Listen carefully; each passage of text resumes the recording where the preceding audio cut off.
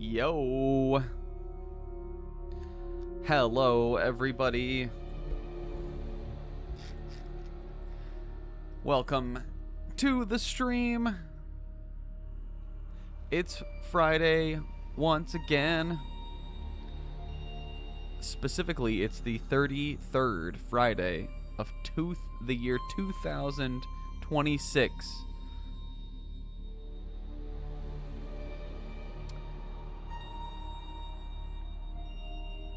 And we're alive, baby. Odenspec 33. That's not what this stream is. This is this is the Snag Attack 8 stream. Hello. What's up to Will Pixie? Pixel, this emote is raw. This Diddy emote is raw, and it's DK64, which is raw. The emote is DK64, and by virtue of that, it's raw, and also it's raw anyway. What's up to Will also with 45 stream streak? Not cope. It's a respectable streak. It's not cope. Who else do we got? Sizz, Isaac, Kingo. Snack, let's watch the Kingdom Hearts 4 trailer. You guys, breaking news, and I get to be the first one to cover it. They put out... Did this come from D23? It must have, right? I don't know why I asked, because I'm positive that it is, because I saw it on, like, a big stage thing. And also, I knew that they were doing D23. Ask me how I knew. It's because Sizz brought it up. Otherwise, I never would have known. Otherwise, this would not have been on my radar at all. This is like if fucking Splatoon thing or something dropped the night that Sizz was streaming. Guys, they're putting Coco into Kingdom Hearts 4. That's the first. That's like the first confirmed Disney World. Seems to be Coco. I loved Coco. That is my current favorite Pixar film. Even more than the old ones that I had on VHS when I was like 6 years old. I think that'll be a fun world. They talked about Coco 2, least necessary movie possibly of all time, but whatever. But it's fine because the Kingdom Hearts world is not based on that. It's based on Coco 1, aka Coco. Yeah, I know that was like, that had been announced for some time. I do remember that was they had said that was coming. Anyway, the world looked good. They showed Sora with like the Day of the Dead looking Keyblade. Seems like it would be a fun world. They got the song, I guess. One of the songs from the movie Poco Un Poco Loco or whatever it's called. Poco Loco from JoJo's. That song is in the game, I guess, so it's pretty cool. And then they showed some other shit that I don't know about. They showed Mickey. It looked like Donald and Goofy were talking to Hades. Which I don't know if that confirms that there will be an Olympus world, or if Hades was in the Coco world, which it seems like he would have some access to that realm. It's the realm of the dead. But there will probably be some kind of Olympus world. But they talked to Hades, and they were like, I don't know, were they like, is Sora here? Does Sora die at the end of Kingdom Hearts 3? I haven't played the game, I don't know. Well, I know Sora went to like the real people anime world. So I at least know that he got separated from Donald and Goofy like that. Except it seems like they were talking to him through like a hologram or something. And then there were some other characters. Was any of that other stuff new? And it's coming out late 2027, which I think sounds like an accurate target. That when I hear late 2027, and I think, yeah, that I don't immediately believe that will get delayed. It sounds pretty spot on to me.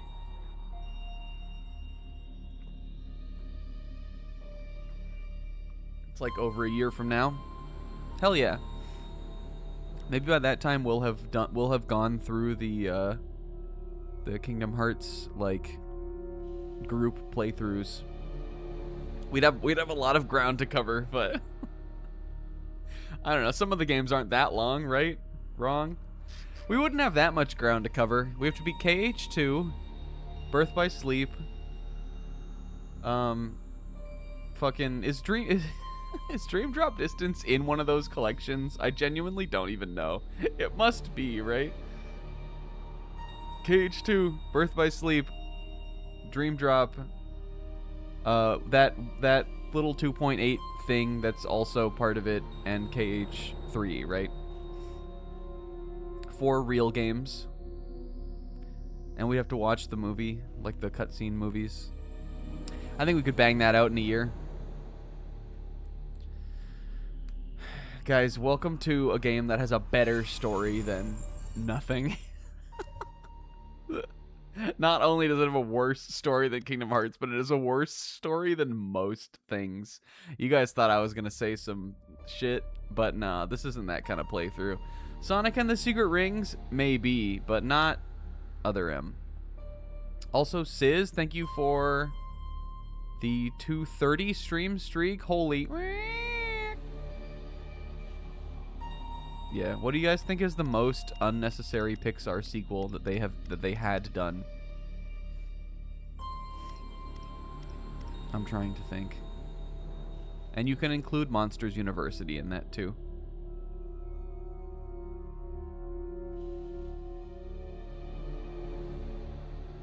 My answer is I don't know.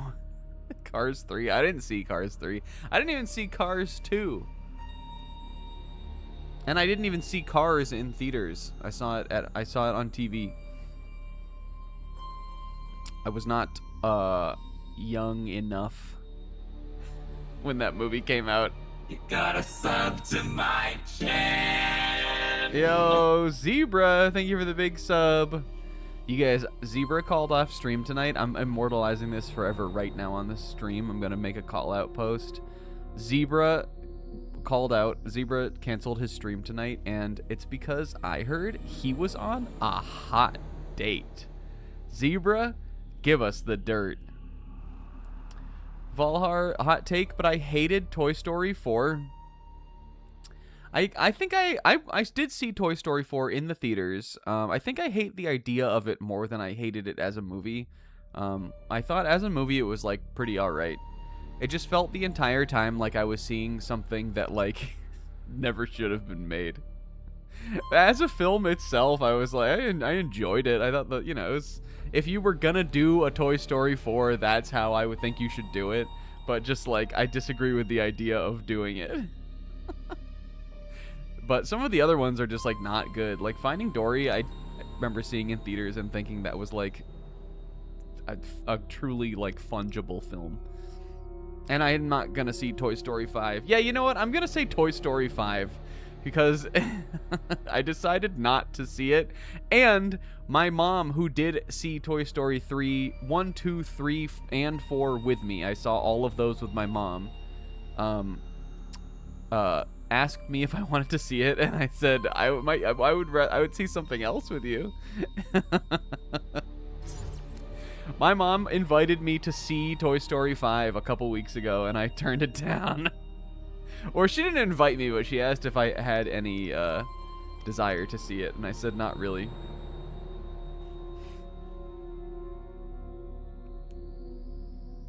I don't even know what it's about. I don't even know what they do in it. Oh, you know what? I also didn't like Incredibles 2. Are there people that defend that? Are there people that are like, is that the one that people are like, the over-hated Pixar movie? Or do people hate it? Do people not like it? I remember just waiting for something like fun to happen in that movie. And I think, weirdly enough, that's the one that I think was wide open for a sequel. Is like the crazy part. You heard that from yourself? There's no informant? I don't know. I heard it from somewhere. I heard Zebra was on a hot date. I heard Zebra went on a hot movie date to see the Paw Patrol movie. Oh, I need to resize my chat box. Oops. Don't you hate it when you forget things? Beep, up, up, up, up, up, up. All right, I'm cleansing the chat. Wait, hold on. Wait, phrasing.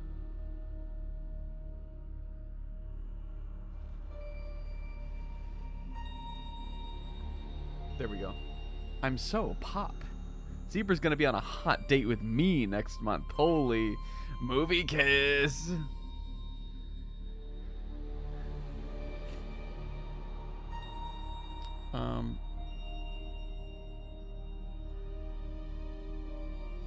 What was I gonna say? Did I have anything to say? I'm a little under the weather today, you guys.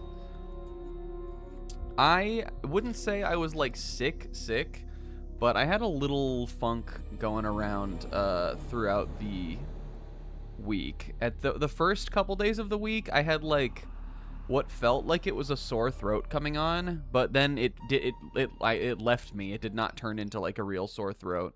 And then the last 2 days of the week, I have had like kind of like a sniffly nose, which might look like allergies to the layman, to any normal person, but I don't get seasonal allergies. I get allergies to everything else, but I am not allergic to pollen or any of that shit. Dust, animals, actually not food either, but like house things that I'm allergic to. I don't have like pollen allergies or anything. So we've had a number of our little friends at work have been running around touching everything with runny noses, and so I figured that was that. Though I think a lot of that is probably allergies, I would say, because it is that time of year. But it was no biggie. I wore a mask at work today, so as not to hopefully not contaminate anyone, and I'm hoping it'll just go away. But if I'm sniffling into the mic disgustingly all night, it's not my fault. Okay, Samus, this is what happened last time. Samus moved through Sector 2, that's the ice area. She found the body of our best friend Maurice, the soldier. Then a girly pop woman was watching the scene. Samus sensed her with hockey. She looked up. As the woman ran from Samus, she implied Maurice died at the hands of another soldier. She assumed that like they were killing each other. She also did literally see that happened. I made it the thumbnail last week. Samus fought this stupid power loader thing. Woman get away. Woman get away from Samus. Samus destroy robot.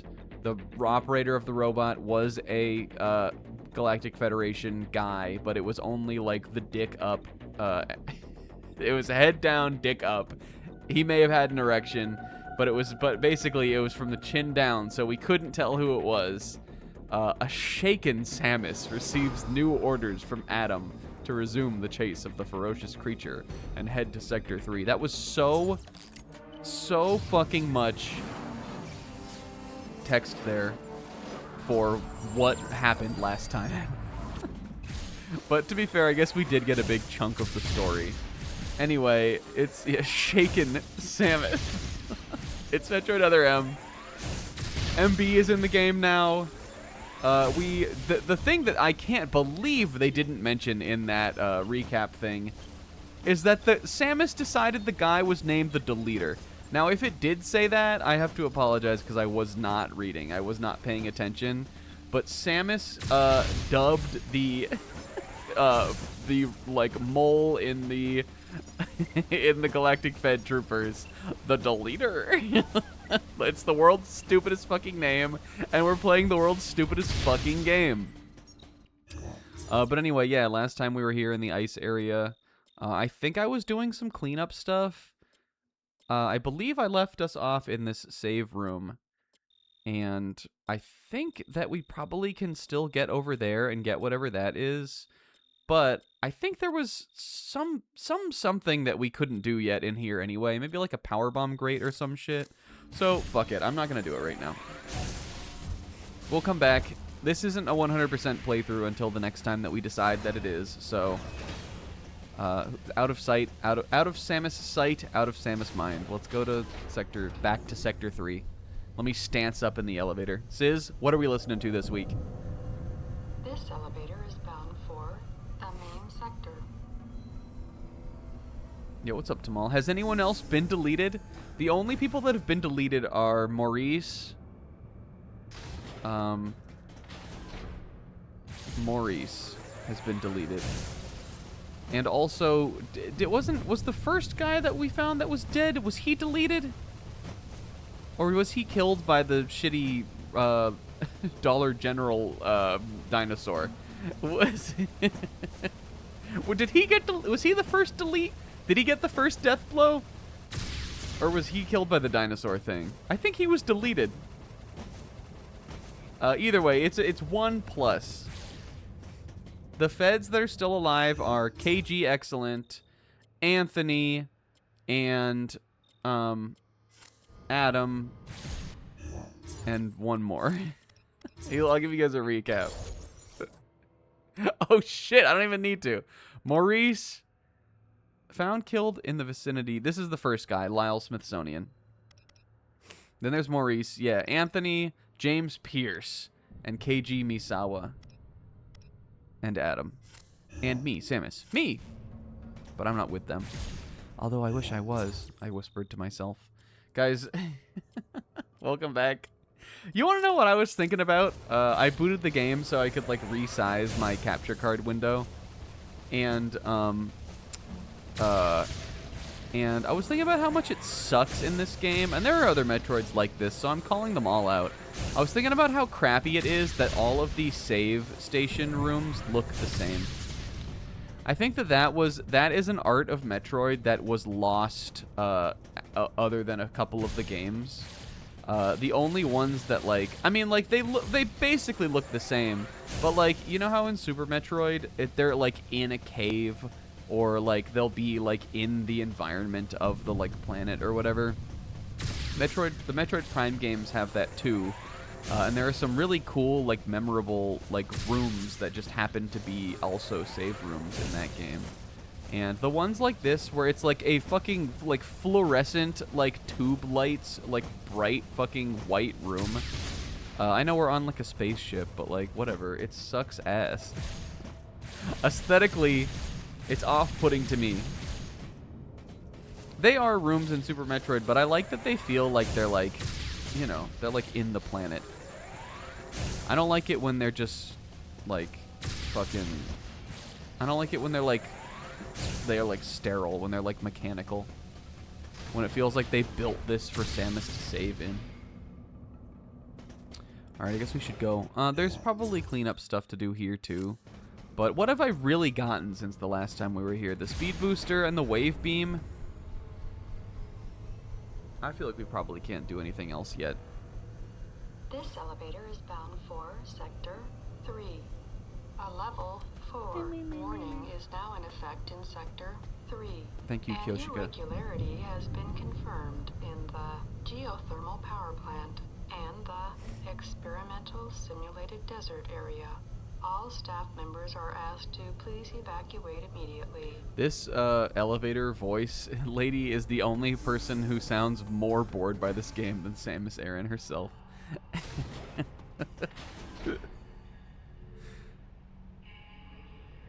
Yeah, I mean, I know that the save rooms are just like square rooms that have a save station in them, but they're like a cave. They feel like they're part of the planet. Zero missions are also like that, and all of the other ones aren't. They're like the computer room. And I don't like that as much. Appreciate how you're so candid about how bad this game is, and I'm simply choosing to believe it's because this is Metroid and it hurt you too much for even you to be ironic. I don't agree. I think that the games that I have defended and you know, praised that many would say are bad, I just liked. I think you know what, I'm gonna make a bold claim here right now, you guys. I have never ironically enjoyed something on this stream before. You can try to refute that aggressively blanket term.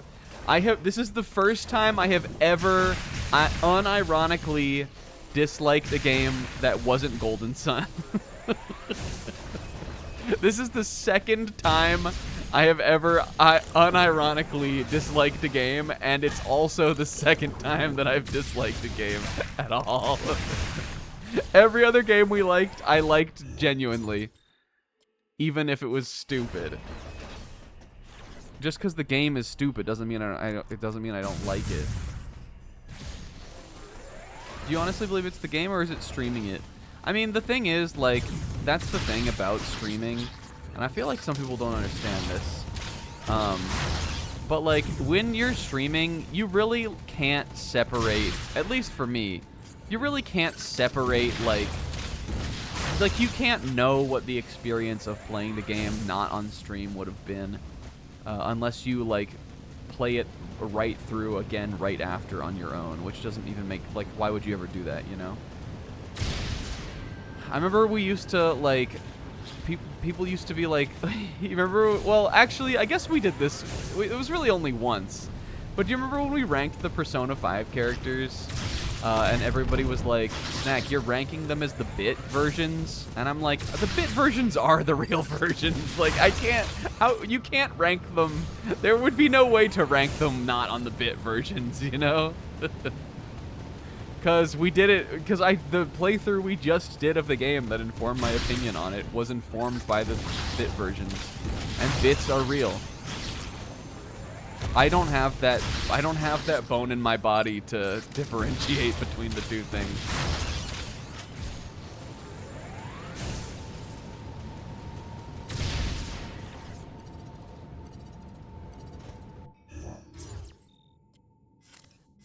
Oh, I guess this is the way out through here.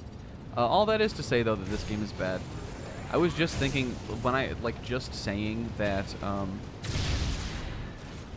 okay, Snack. Fucking, can you form a coherent sentence? Just a second ago when I said, there's no fucking point in going back there. I'm sure we don't have what we need anyway. Like, we don't have the power bomb, so what's the point in exploring? That shit fucking sucks, and also, Metroid Prime 4 is like that.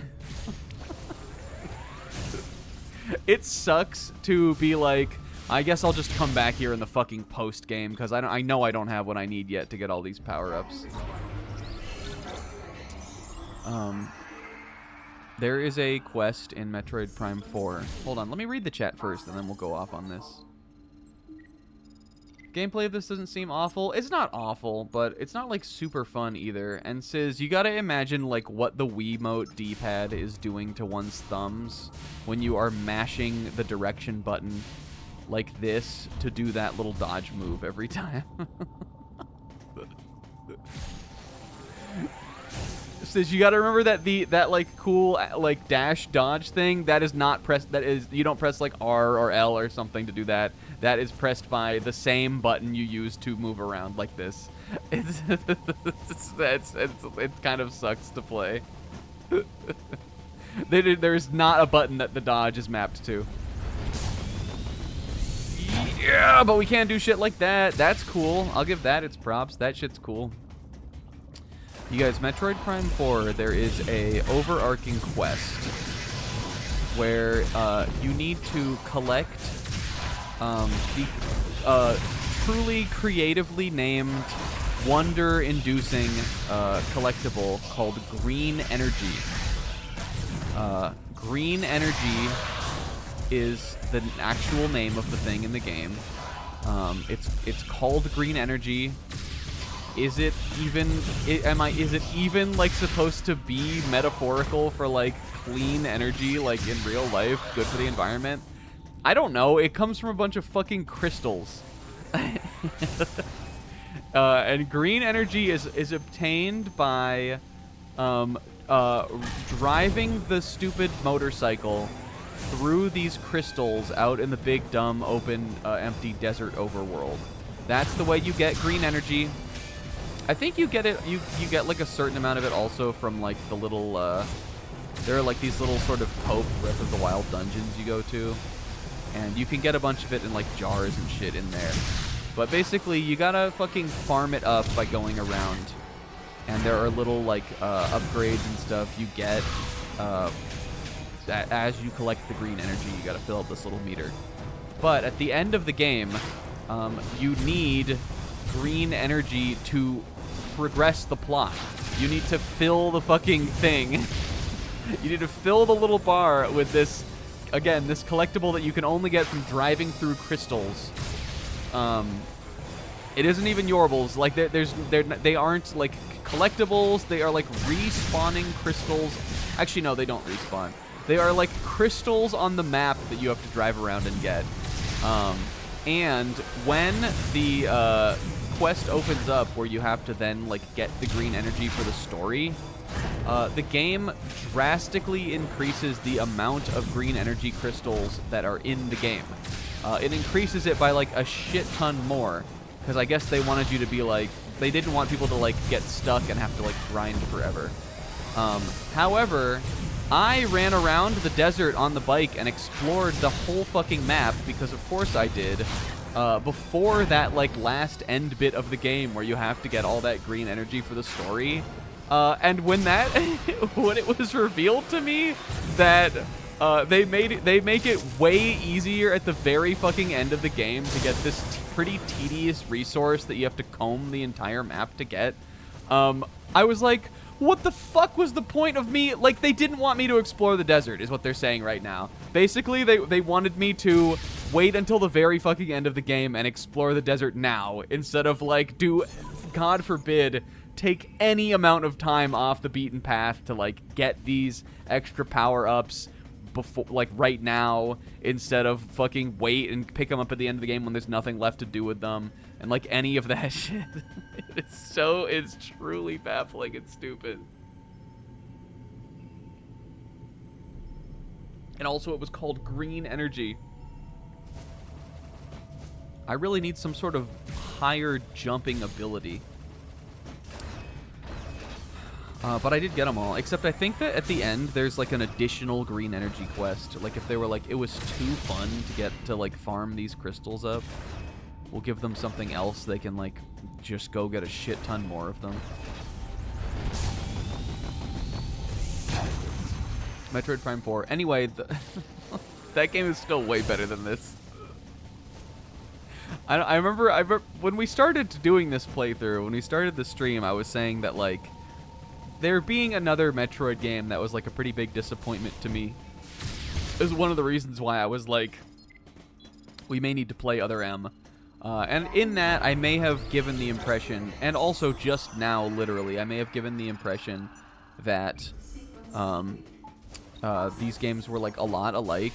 But no. Metroid Prime 4, I think genuinely the worst thing about Metroid Prime 4 is that it's pretty fun a lot of the time. That game has a lot of stupid stuff in it, and I hated the ending.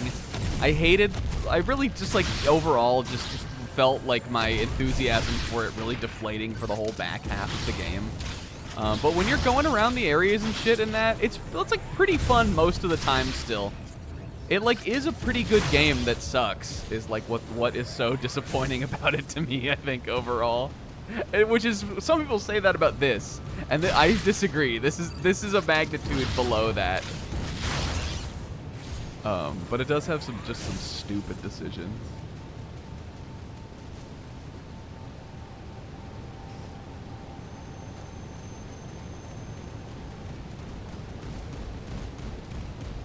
Alright, we don't need to be going down here, right?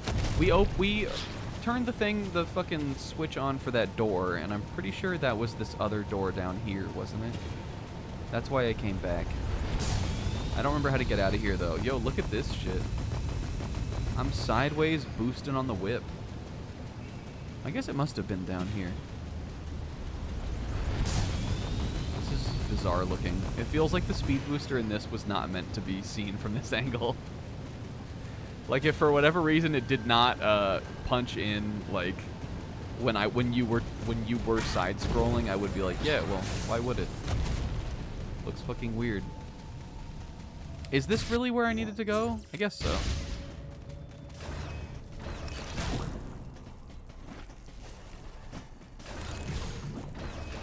One day, one of these stream sessions, one day I'll talk about the ending to that game. To Prime 4 and why it sucked. Because I think everybody in here who would care about it has played it. And we'll give like a big, you know, we'll give a warning about it if you still want to. But I just don't know like when the time would be. I don't want to like force it. Holy shit, is that Anthony, my fucking homie Higgs, the goat? God, Samus sounded, there was true like concern in her voice there. It's the most emotional she's ever sounded. Anthony, hold on, dude. Oh shit, oh fuck. Oh man, if only I had the grapple beam. Maybe I need to look at this thing or something. Maybe I could snipe him. Hey, Adam, Anthony's dying? Samus, use of the grapple beam is authorized. Fuck you. Oh my god, he's always too late. Anthony! He's always too late. Oh, was that Anthony? Oh fuck, oh my god, it really is like a fail state. Oh my god. Why would they why would they make it like that?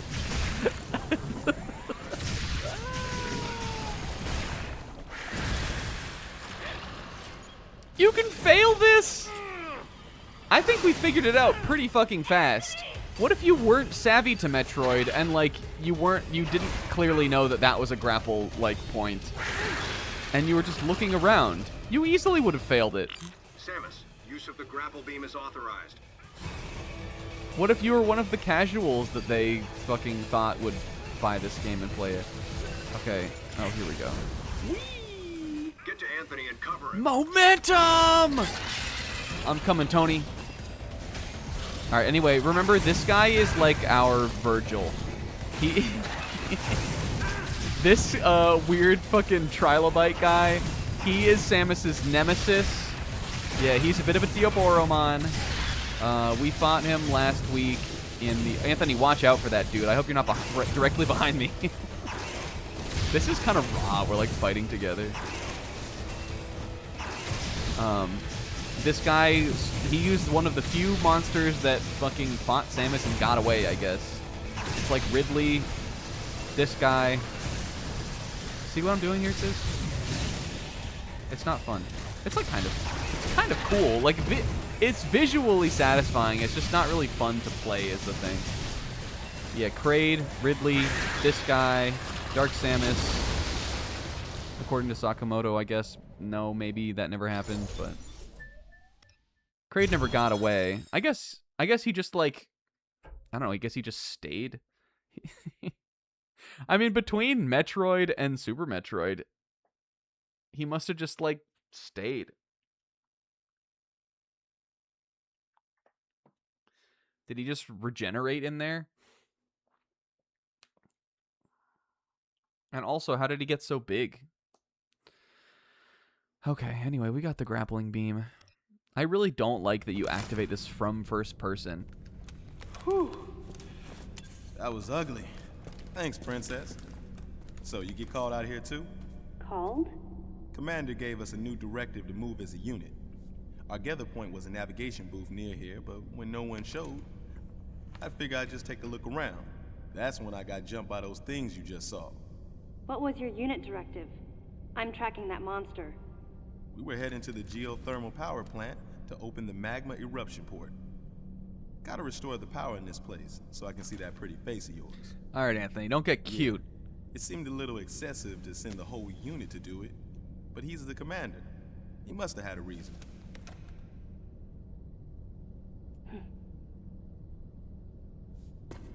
So, Samus,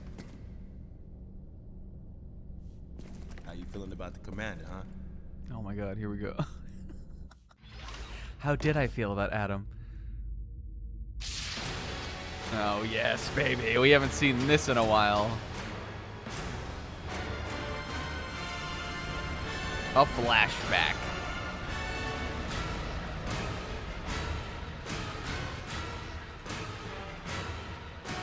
Ian has arrived at the drive unit. Ian, be careful out there.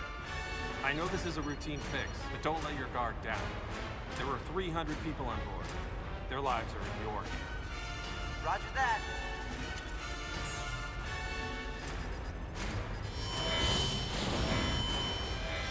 Commander!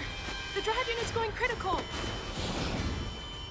You unit is overheating beyond our estimates, sir. Ian! Commander Malkovich, unit meltdown imminent. It's going to explode.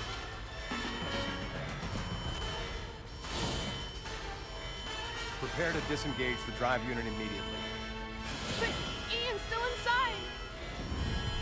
Adam, I can reach him. Give me the order, please. Lock and secure the shielding doors now. Adam, wait! There's still time. I can make it. Please let me go. I mean, that's Ian. That's your little brother out there. We're out Thank of time, you. sir. Thank you for the Let exposition, me go. Samus. You have to trust me. Just give me a chance. Point and illustrate drive unit familial response ready. relation.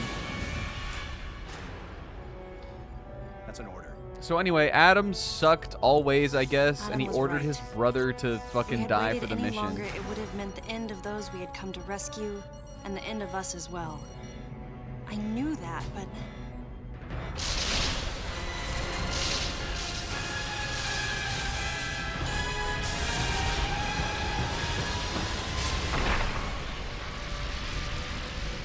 At the very least, you wouldn't be standing here now. That's what the commander was most scared of.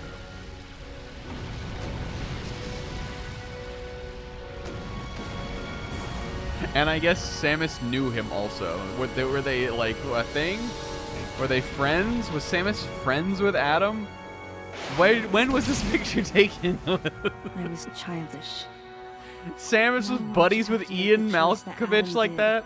And yet all I could do was question his authority and make things more difficult. Hey, you were just a pup then, and the commander knows it. Yeah, did he get her into classic rock? Look, He forget showed it. me so many Sorry for getting bands. the nerve. We better get going anyhow. Anthony, why did you fucking bring this up? What? Why do we have to talk about this? Man, if something like that happened Just now, thought the plot could use a little exposition, princess. He was right. It was my Let's fault. just forget about it. I'm out. All right, man. I knew the question Anthony was suppressing, and I knew the answer. If something like that happened again, I would hold fast to that glimmer of hope and try She's for standing redemption. so awkwardly right there. That's who I am. She was standing like a Jack specific figure. I have this like crappy I think they were called World of Nintendo. I have this crappy Samus gravity suit Samus figurine on my shelf that I bought at a Walgreens once cuz I think I was sick and I was like buying cough medicine or something.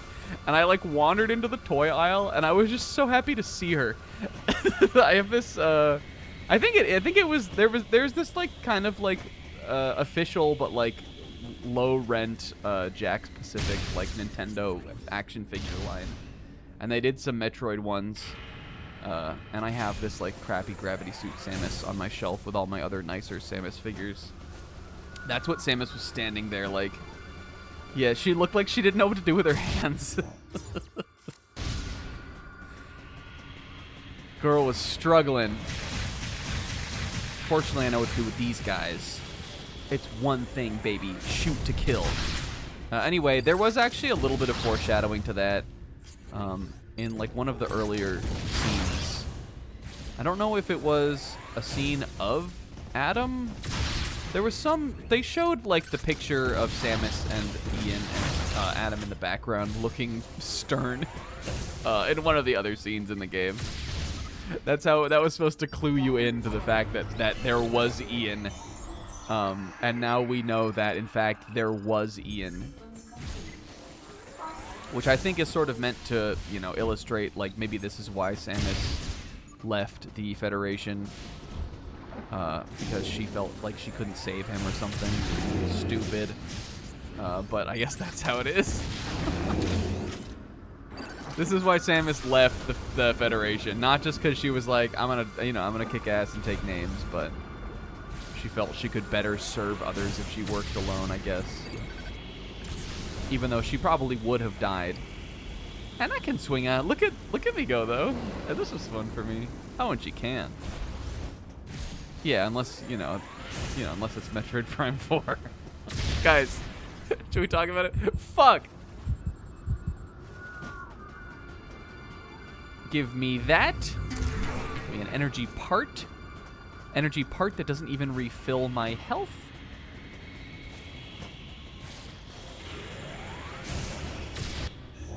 The thing is, I think we couldn't be coming up on a boss yet, could we? Yeah, Ajax would have he would have soloed that room.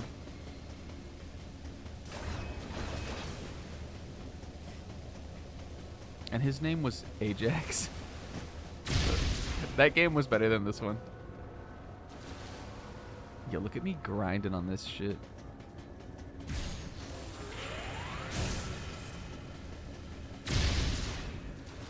There's a grappling point here? Whee. What sucks about this? Here, I'm gonna illustrate something else to you guys. So, here's me swinging. Alright, I will tell you when I press 2. Now. Oh, that time it worked. The first time, I swear there was like some delay on me letting go of the grapple point. Maybe I pressed it like too shallow into the fucking swing, and there's only one point in which you can detach from the grapple point, and so the game was just like, nah, you meant it right now, right? That would be oh, come on. Fuck you, thing. That would be truly dismal, but I wouldn't disbelieve it either.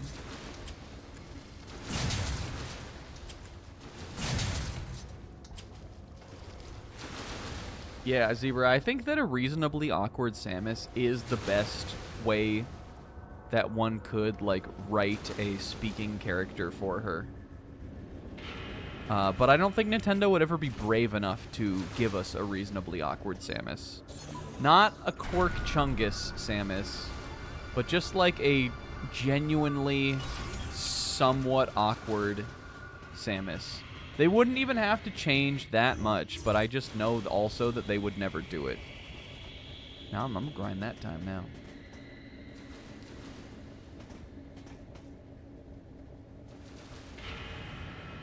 Whose feats are more impressive, Samus Aran or Lupus JFG? Remember his name was Pluto also? Probably, I'm gonna be real, probably Samus Aran. This motherfucker wanted me to swing. Fuck you, lava fish. Oh, is this a mini boss? Or like a other boss? I guess it's a mini boss.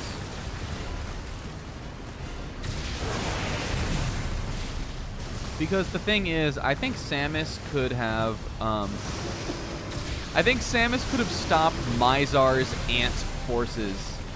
And I want you guys to be impressed that I made that deep pull of the villain, that I remember the name of the villain from Jet Force Gemini. I think Samus could have single-handedly defeated Mizar's forces, whereas the Jet Force team, they needed 3 people to do that. I think Pluto's feats are extraordinarily impressive for a dog, but listen, feats, you know, feats transcend species. If you got feats, you got feats, and I don't think that Lupus himself could have fucking defeated Mother Brain or eradicated the Metroids. This is actually kind of a fun idea. Has the grapple hook ever been used as like a fishing line before?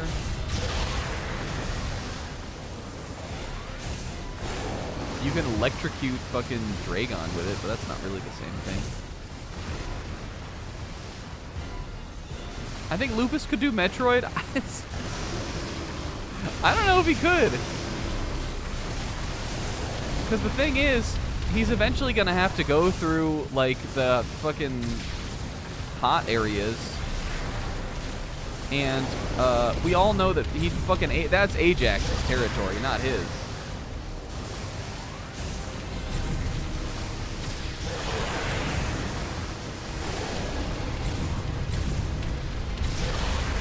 My little invincibility frames. Have these bosses always had health bars?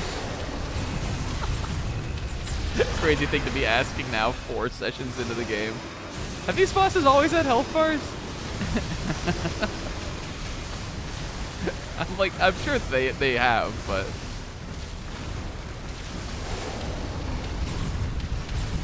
Did they want me to use the grapple point to, like, go to the other platform? We have truly not even ever needed to. I guess it's just something you could do.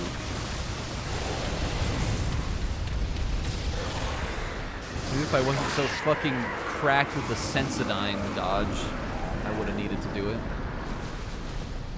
Anyway, I'm pretty sure this is that guy that tried to eat us the first time we came through here.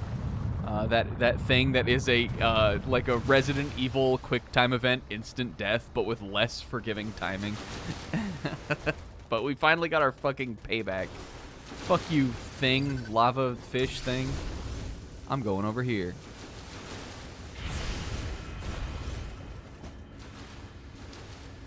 Is Samus friends with Vela? Oh, that would be so... Even I don't know if I believe that would be so... Yeah, sure. Why not? Vela was like a badass lady living in a man's world. She had to fucking suffer with the entire player base of Jet Force Gemini seeing up her skirt the entire game, and I don't think she really wanted it.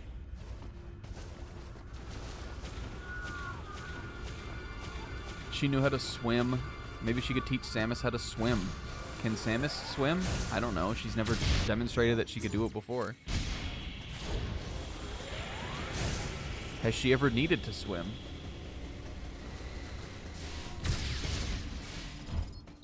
I thought to myself, Samus, would looks like Adam that monster authorize is headed to pants the if I wasn't wearing them? electric power generator. Track it and put an end to it.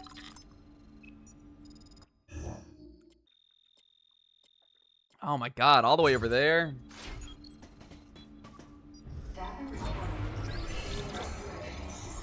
Well, we know that guy in the testing chamber from the beginning would not authorize pants. Okay, are we? Each time they give me like a task to go to one of these circular rooms, I'm always like, is this the one where it's peak? I think it's everyone gets more likely, right, that it would be. Okay, I gotta get a little closer. What is gonna happen here? Quicksand room? Samus Metroid Quicksand? Is that in this? Could Samus do Garam's trial? Now there's another question. Oh hell yeah, baby. Yeah, I think she could. I think it would take some practice. I think she's athletic enough to do Garam's trial. ETA on peak? Well, it looks like we got a fairly big room here. So probably not quite yet. Yeah, this is basically, this is what it looks like where you get the green energy. Oh, we got a little sandworm. A swerm, as I like to call them.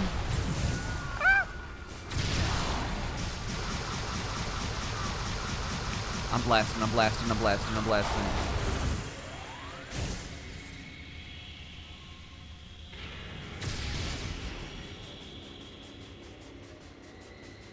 Guys, I hope everybody had a good week. This week felt like it went by fast for me. I worked a lot of hours. I got my car re-inspected. It costed me an additional $30 because I took it down there and I explained to them that it fucking stalled out again after they finished working on it. And I was like, I don't want to, I'm sure you guys did a good job, but if there is, if it could have been, something that was, faulty or something like that, I just wanted to bring it down and make sure that, that it was okay. And if you could look and see, if you could get an idea maybe on why that happened again, that would be awesome.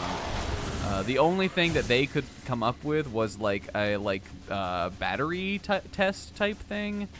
Because they were like, well, sometimes if your fucking car overheats and, blows up like that, it can put additional stress on the battery. Now, I know my battery in that car is fairly new because my old car battery did die last year. and I had to replace the whole thing. I had to put a new battery in it. But I was like, I guess it could be that. There was some, like, corrosion gunk, like, around it. I remember seeing that when I opened the hood. So I was like, I don't know. I guess maybe it could be that. I'm not genuinely right now, you guys, I'm going to let you know, I'm not super convinced that that fixed it. But I don't know. I was like, well, whatever. That they ran that, like, test or whatever. They, like, cleaned it out or, like, they did some things, and they were like, this is all we can really find right now. So I'm hoping it will be good, and my steering and acceleration will not fail on me again, and I won't happen to just die sometime.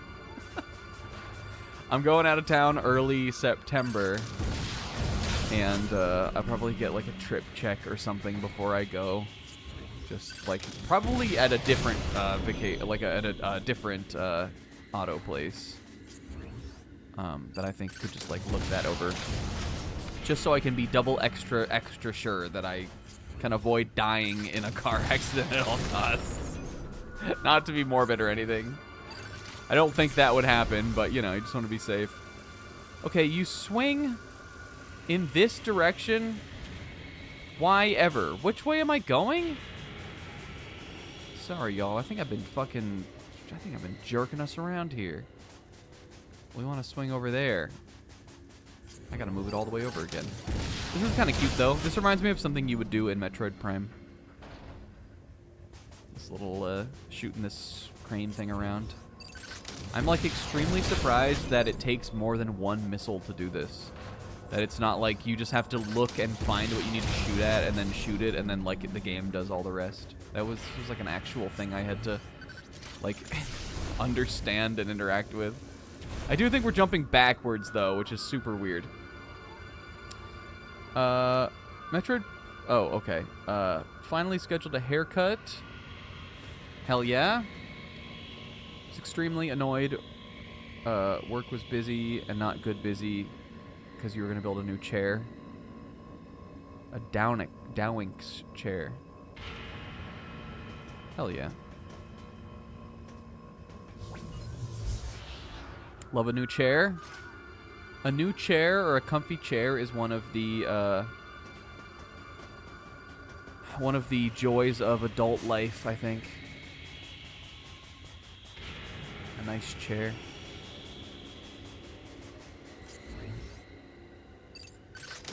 My chair in the steamer room is not that comfy. It's just like a gamer chair. But I also don't sit in it very often, so I am not a computer gets turned on every day kind of person, even. Something you gotta know about me. People would think that being such a fucking gamer, which I am, being the world's biggest gamer, that I'd be at the PC every day. I'm not. I do a lot of things on my phone, like check my email, like all of that.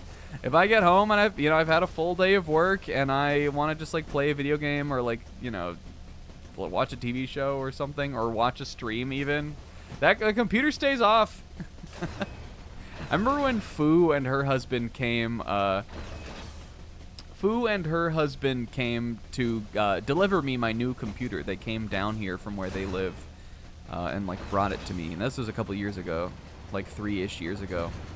And they helped me like install it and like, you know, hook everything up to it and put it in and all that. And I remember that this was during the time when I would take my keyboard to and I did this for just a little bit. I would take my keyboard to and from work because my keyboard was nicer than the keyboards they had like for us at my old job, which was entirely computer based. My keyboard was nicer than their keyboards, but it was still not like a nice keyboard. It was just like kind of an old beater one that I had. So I wasn't like, if it broke or something, I'd be like, well, I'm gonna buy a new one. So I would just take it back and forth to work with me. I accidentally left it at work, and so when Fu and her husband got here and were helping me set up, they were like, "Where's your keyboard?" And I was like, "Shit, I left it at work." Now, also, I had not been at work in like 2 days. And so Fu's husband was like, all right, so clearly you don't use your computer every day. I like remember him saying that. And then fortunately he had like a little virtual, I guess it was sort of like a virtual keyboard. It was like a little kind of like portable keyboard-like thing that he let me use. But I felt very embarrassed that they were here to help me set up my new computer, and I had left my keyboard at work, and I hadn't even realized it until I like brought them into the room to like set my new computer up, that it wasn't even in the house.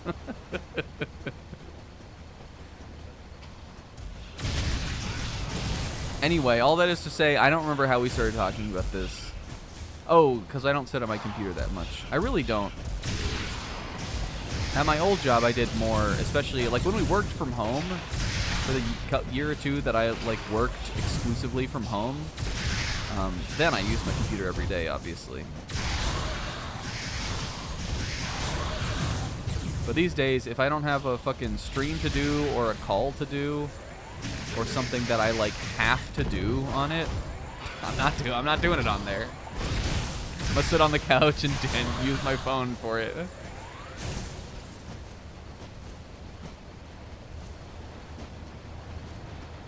And I can shoot through here, because I guess, no, never mind, no, I can't. I wanted to shoot through here with the wave beam, but the game is stupid and you can't.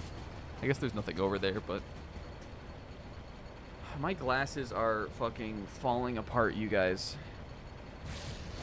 And they're not falling apart, like... I don't know. They're fine. I have had, again, just being in a more active job, I have had more instances where, like my glasses have gotten, like, I've, like, gotten them knocked off my head, or, like, they've gotten, like, a little, like, bumped around and stuff like that. And I like a very thin glasses frame. I'm a very, like, very, like, unintrusive. I guess, like, you know, I guess, to be honest, my frames are black. They're not just, like, thin metal frames, so they're not, like, the thinnest ever. But I don't like a big glasses frame like that. But the downside of wearing thin frames and like these like kind of, I guess they're like carbon fiber is probably what these are, is that they like bend and like get all fucked up easy. And today I was wearing my mask at work, like I was saying, and first of all, wearing a like face mask with glasses sucks ass. Because, you know, they say to pinch it, but even if you pinch it, they still fog. Which isn't even the worst part. The worst part is that, like, they were slipping and sliding off my face and off my nose constantly all day. It sucked.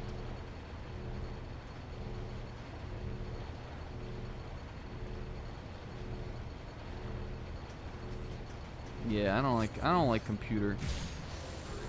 Computer is the same as cars to me. I don't understand it. I don't want to have to use it, and I don't like it. It's a thing to sink money into and still have problems with, is what I think about computer, and that's what I think about car too. And anything like that in life, I think if you're a big mega fan of it, you're a chump. That's what I say.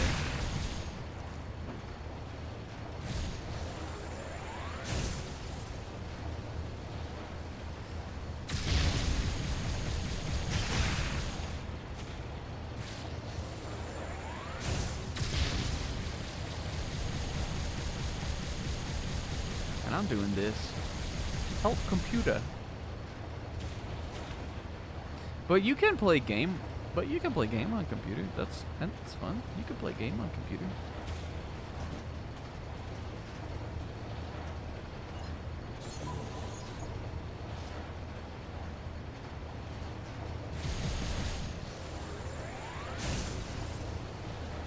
The room where you gotta just fucking go get. The room where you could have just had to like ride 2 of these things around, but in this one you got to ride them around and press switch to open door in the room.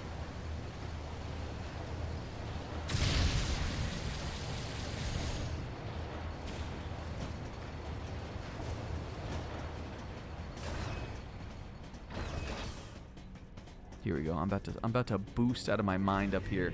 What the fuck? Yo, it's the Ray bit.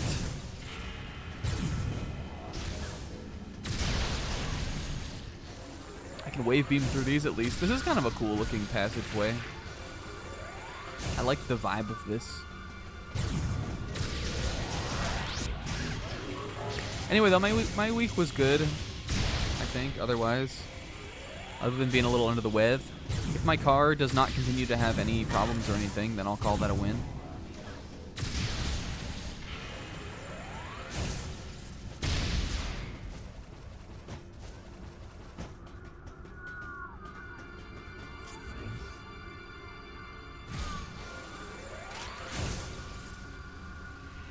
Today, one of the... Well, you know what? I won't say that. I don't want to say too much about my, like, work on stream. Just because, like... This wouldn't... What I was about to say was just, like, a cute anecdote. It was not, like, confidential or anything. But, like, you never know. But it was... we were having fun and doing some cute stuff today. I feel as though I am liked, I think, overall, which is nice. I wonder if I just have to fucking deck it into that metal thing and just blow that shit off the hinge.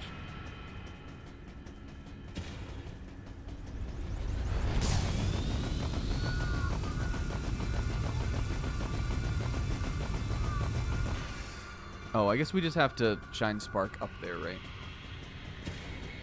Alright, what's the quickest? We can do it from here.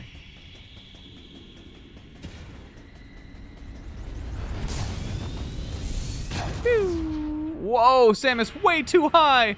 She like, poof, shit. I overshot it. Oh, this is you know, this is pretty cool. This is pretty cool looking. I like the atmosphere of this area. This is like baby's first missile tank, and we're like hours into the game, but whatever, man. It's other M. Nothing but vibes. Hell yeah. Okay, we weren't at peak yet. We've got at least one more circular room until we get to peak. But I am on peak watch. I want to hear the protected health information. Dang it.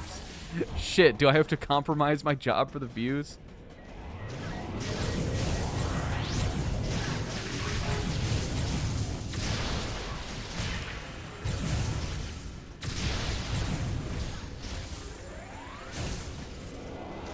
And otherwise, you guys, I've been playing games. Ooh, I mean, to be honest, or I guess, like, we talked about this on stream. I beat Splatoon Raiders, like, some time ago. But without giving away too much, there is an additional credits to be rolled after a certain amount of the post-game in that game. Now, it is not even the end of the post-game. No, not by a long shot. But there is a second credits to be rolled after you do a certain part of the post game. Oh fuck! It's my nemesis. And I beat that. It took me the last like dungeon like fight that I did before the like actual ending part took me days to beat.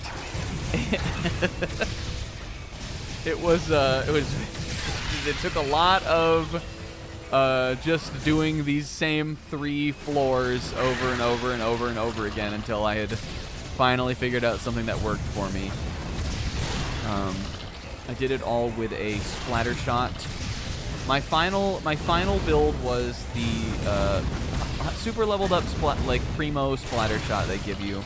Which, from what I understand, like is like when you get later and later into the post game, is actually a fairly suboptimal weapon. The rapid fire shooters apparently fall off pretty hard when it comes to just raw output in that game, because eventually in the post game, like in late game, you can get some really high like speed versions of a lot of the other weapons. And the other weapons just do so much more like single damage than the splatter shot pellets do. or like the dualies is another example. The ones that are like a low power rapid fire shot are not optimal, but they're optimal enough to fucking do what I did, because I beat it with the splatter shot. My setup was that. My setup was pretty chill, actually. It was pretty standard. It was that, the splatolites. I want to like see if I can fuck.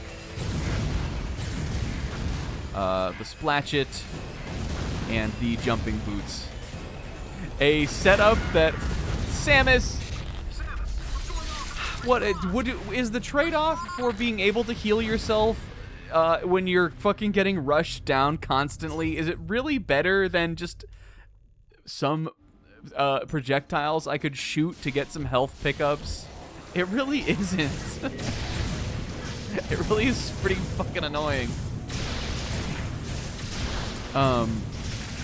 Anyway, that was the build that I ran. I ran the vertical damage on the splatolites because there was one wave of the thing that I was stuck on that has a lot of like vertical enemies. It has 2 of the seasoned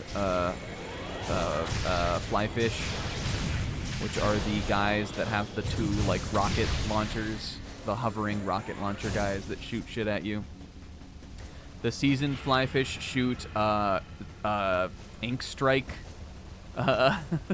They shoot ink strikes at you, like the special ink strike. And it's really fucking annoying. And so I did that. And then I'm going to give a little tip to you guys who are still playing Splatoon Raiders. At least I think. The little perks that you can put onto any of the gadgets that let you like use it, and then you get a boost to the power of your next gadget, or you get like a temporary like weapon power boost. Those I swear by. I think if you aren't like putting some room aside to equip those, I think some of the speed ones have them. Are like most likely to have them. I know the jumping like blast boot does. That was kind of my like flow. I would do that, either jump out or like jump to where I was trying to go, or sometimes I would have to use it to jump out, and then save my splatchet attack for after I had done that. And then the splatolites, just have them up basically all of the fucking time. But I eventually did it. And that like penultimate thing was definitely the most difficult part. I did use some other weapons in the post-game, though. I used the tent umbrella a good bit, which I personally think feels really strong in this game, just because the shot is really good. And I used the dynamo roller, which I am a personal heavy advocate for, because it does like 100,000 fucking damage if you happen to roll over somebody. I think Dynamo Roller is the best it's ever been in Splatoon Raiders. And it's been pretty bad for the past, since Splatoon 1, from what I understand, but Dynamo is back in this game, baby. And I think both of the sloshers, the one that is the normal slosher and the one that's the Explo, I think those are good if you're gonna run a build where your objective is to like never be touching the ground. Which I know is a common build that people in the post-game grind will do. But basically, there is sort of like a build genre of that game where once you unlock that thing, the Torque Screw, which is in the tactical group of weapons, it basically is a little fan, and there's a perk you can get that makes you float if you're standing in it. And so you use that, and you use the others, that with the speed gear that lets you like jump like up into the air, the one that's the little bomb that just like gives you a little upward jump. And basically you never fucking, you set foot on the ground, never, and you just slosh from the air. And I did that eventually. I was like, it feels like it felt like just a little more limited to me than like what I kind of wanted. But there are some of the post game stuff was very trivialized by like running a build like that. And I like the Explosher, which is what one of the variants in that is. That's one of my favorite. That's one of my actual Splatoon goats is the Explo, and that's in the game. So I did do that. Can I fucking thank you? I've been trying to do this forever, and it just doesn't want to let me for some reason. I'm pointing the Wii Remote at the screen. Is my Wii Remote broken? Samus. There we go. I'm positive this is what I have to do. I couldn't do it. I was not dodging around for no reason. It just wasn't working. Now I can do it fine. Maybe when the missiles were coming out, I couldn't do it. Yeah, it is pretty good. Again, like, my big complaint with the game still, and I think what will kind of hold it maybe out from being, like, top spot for me in Game of the Year is that just the... I mean, like, I think they did a great job at, like, and Nintendo always does this kind of, but they did a great job at repurposing as many possible things from Splatoon as could be repurposed in, like, a fun and fresh way. Because a lot of the stuff, even that is new in Raiders, that was not, like, in Salmon Run Splatoon 3, for instance, is inspired by, like, a special weapon or a sub-weapon or like a twist on something that's already in the series. And so to me, as someone who has played so much Splatoon, I think that the, like, it maybe doesn't feel necessarily as, like, all of it, like, as sort of new and, like, fresh to me as it might to someone who, like, is just kind of jumping on because this is, like, a fun single player thing. And I don't think the levels are that interesting. Which ends up, like, not being, like, a huge deal because definitely the, like, dungeons, the, like, fight levels are, like, where the real game is at. And those are a blast to do, and I think they're also impressive in how fucking chaotic it can get and still just, like, manage to maintain 60 FPS the whole time. I think that is, like... I guess it's not underrated because I've seen a lot of people talking about it, but I think that is an underratedly impressive thing about this game. Like, on Switch 1, like, if this was a Splatoon 3 DLC, it would not be able to do what that game is doing. I don't think. It wouldn't be able to do it as well, at least. But when it gets, like, really chaotic and crazy like that, that's when it's at its best, for sure. I will probably keep playing it.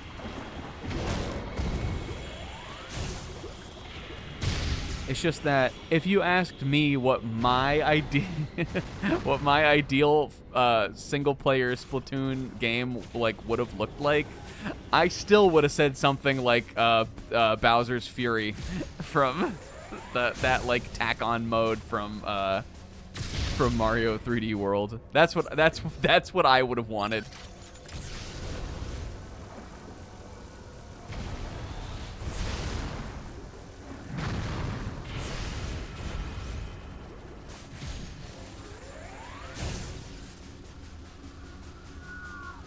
But maybe the story mode of S4 will be that. And then it'll be like, well, Raiders was just this totally unique thing that, like, had this whole, you know, very focused idea and, like, executed well on it. Which it does, and it did. You know. And then it'll be like, tight. 2 dinners, you know?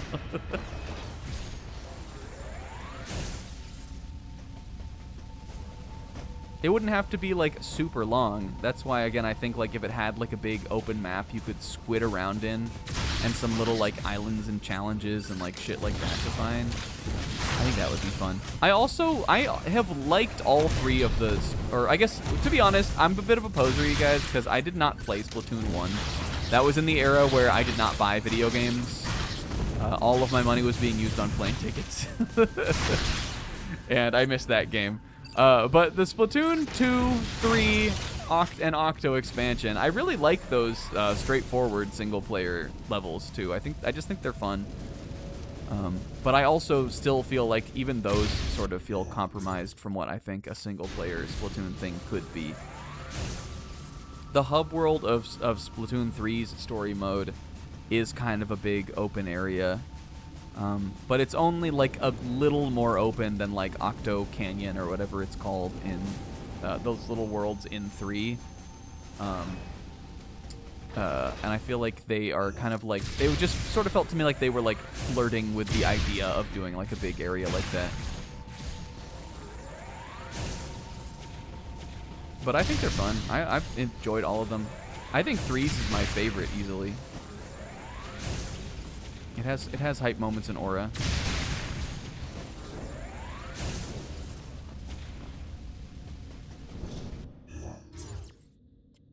Okay, was there another way I could have gone though? Anyway, I don't remember how. Oh, because I beat it. I'm calling that game like officially like beat for me, kind of. It is retired out of the lane. But if I don't want to sit down for like a longer gaming session, I will probably continue to play Splatoon Raiders when I'm just like, just pop this on and fuck around on it. Because there's definitely still plenty of game left for me to do. I haven't even done all of the like post-game versions of the like the story levels, and there's a costume you get for that. So eventually I'll have to do that. And there's a costume you get for completing all the treasures, and I don't have that yet either.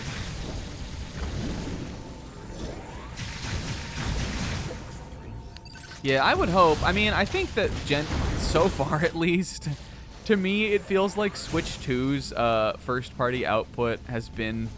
I think it feels like it has felt fairly safe. Maybe not necessarily, like, iterative, because they have done a lot of kind of, like, spin-offs and, like, you know, smaller games like that. But I would hope that, like, for the big, major installments, they do, like, go all out. I don't think Donkey Kong Bonanza necessarily has felt like it was safe. That game felt like a real game to me. But everything else I kind of feel like has felt like it's been in, like, 8 out of 10 side game mode since this thing came out.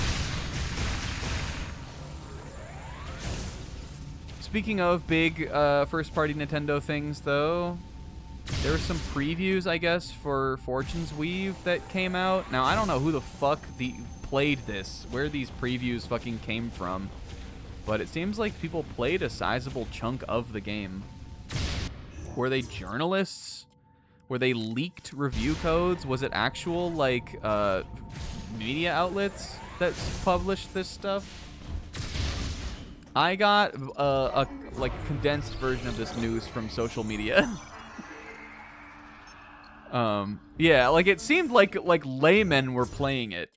But I guess if, like, you know, if big outlets played it too, then you know, then that makes sense. I was seeing like Twitter accounts posting like footage of the game.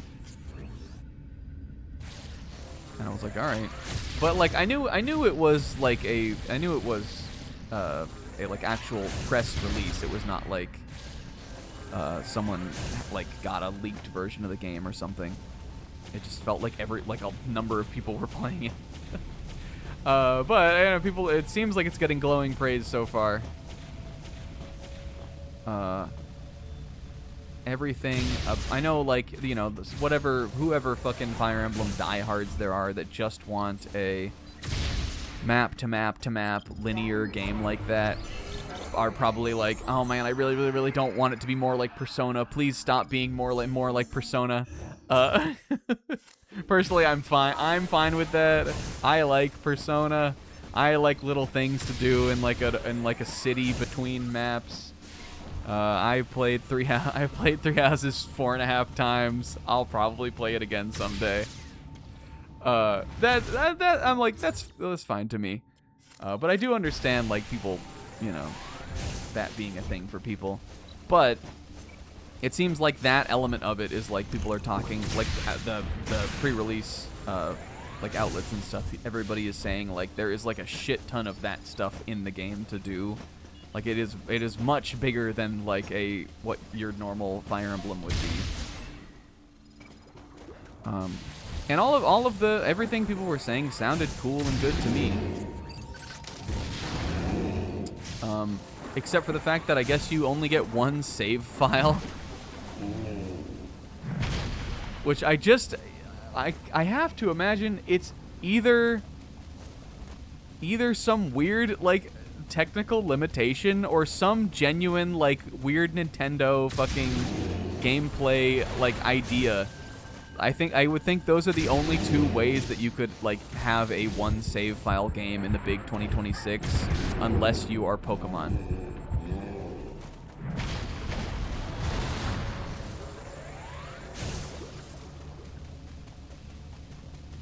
Why are we going this way also? I feel like this is not the right way. Would we not think we gotta go over there? I know we have been here before.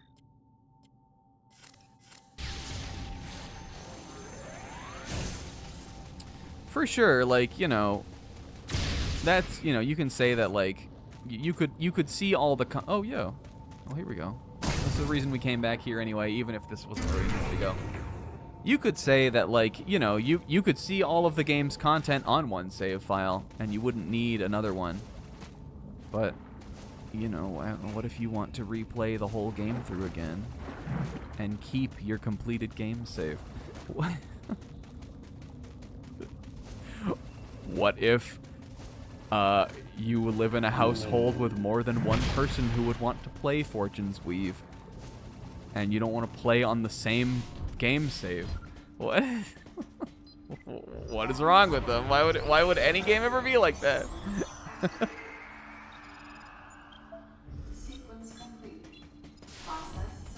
I guess that's what user profiles are for. Can you do that with Pokemon too? You probably can, right?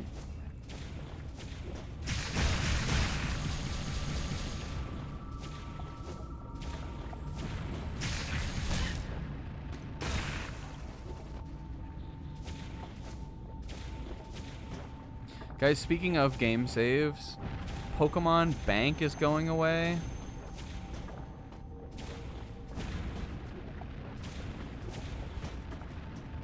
You can chapter select. I'm wondering if, like, I'm wondering what this would mean for... I mean, I guess you could just replay it, right?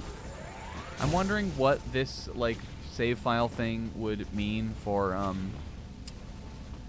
like, how the romantic endings will work, like the paired endings. Also, because a lot of the games kind of, like, you know, give you like a tracker for that. And I guess if you only have one file, it could still do the same thing. Just put the ones you've got like in the menu. But I don't know. I feel like people, I don't know. I could see people wanting to keep their completed game saves and just like start a new file. I guess this is the only other way we can go.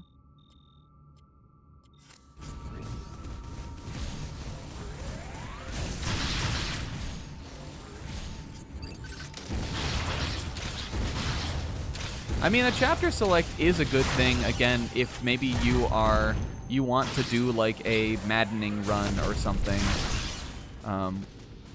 And you know, you don't want to do all of the extra bullshit stuff. Then if you can like change the difficulty level on the fly for like a chapter select, then I think that would be good for people that would want to play that way, like people that would want to do that. I wonder if I can speed booster back up there. Probably not, right?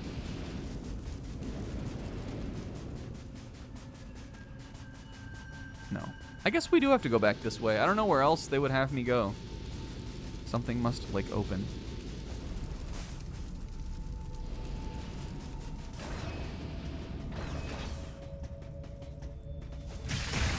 Anyway, Pokemon Bank's going away. I definitely have some Pokemon on Pokemon Bank. Is that what it's called? Pokemon Bank, right? Pokemon Bank. I have some Pokemon that are from like really like old games on there. I am not like panicking right now.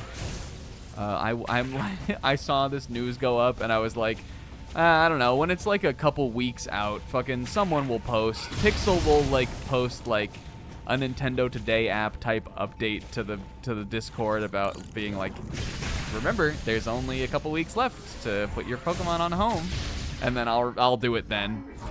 But that is sort of unideal. Hey, Pixie, have a good night.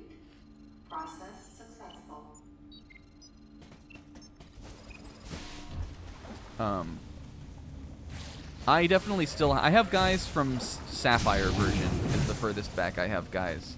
By Sapphire version, I'm talking about like my guys. I have guys from Sapphire and Diamond and shit on Bank that I would like to continue to have.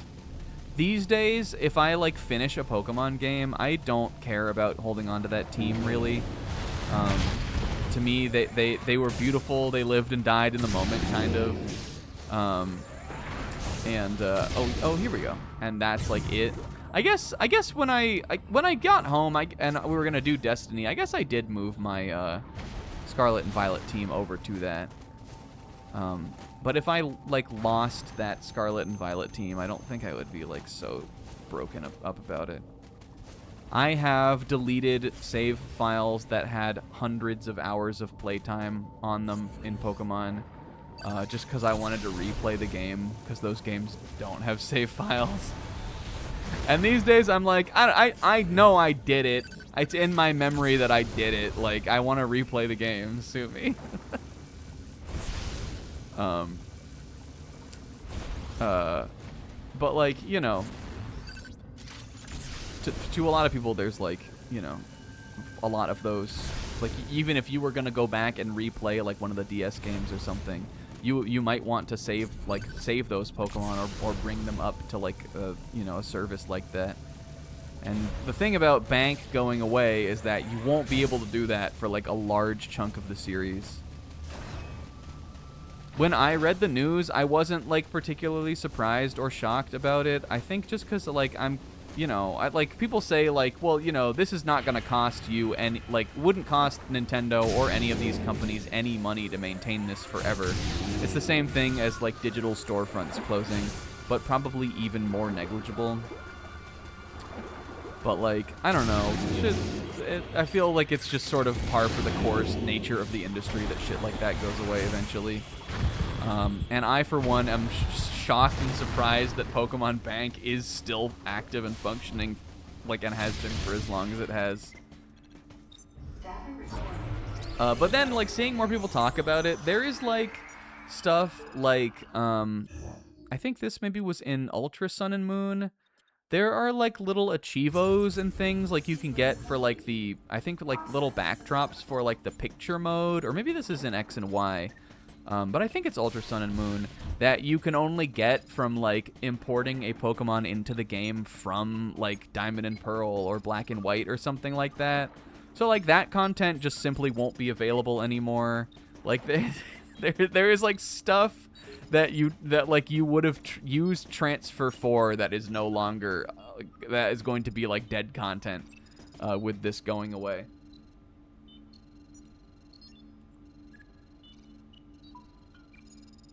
And I think, personally, the big thing that it maybe signals is that Fire Red and Leaf Green, even though it took them months to implement this service, Fire Red and Leaf Green became available to buy for $20 a fucking pop this year. And there are rumors that Ruby and Sapphire and Emerald will also be going up for that. And I think that Pokemon wants people to not be able to bring Pokemon from the cartridge versions of those games that they still have forward, and they only want people to be able to bring Pokemon out of those old games through the likely paid for Pokemon Home service that will connect to the Switch versions of those games. And so they just want to cut that old shit out. I think that is another element to it.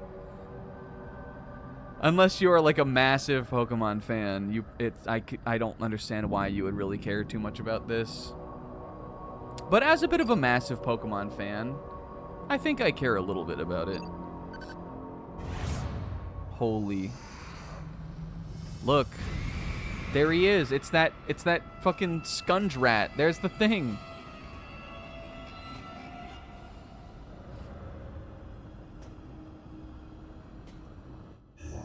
Remember when he came out? He came out of the little birdie from the face cam, and now something came out of him. What the? Is it lasers? No, but there's hallway lasers.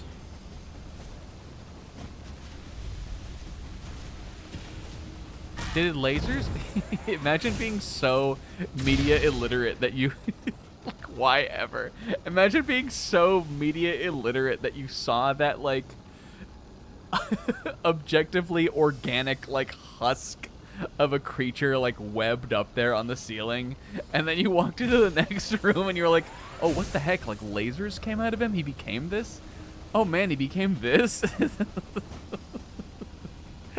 Like, I don't know what kind of illiteracy that would be. Pattern recognitionless. They were building up to it, and it was that hallway full of 3 lasers. How would you ever get to that conclusion? Writing a video essay and being like, the one thing I personally didn't really understand is why did the little birdie monster turn into lasers? I was really thinking it would be something else. And all the comments are like frying you, and so then you start fighting people in the comments over it. Yo, we want that probably. I'm gonna blow my nose real quick. I'm gonna mute you guys because I'm a professional.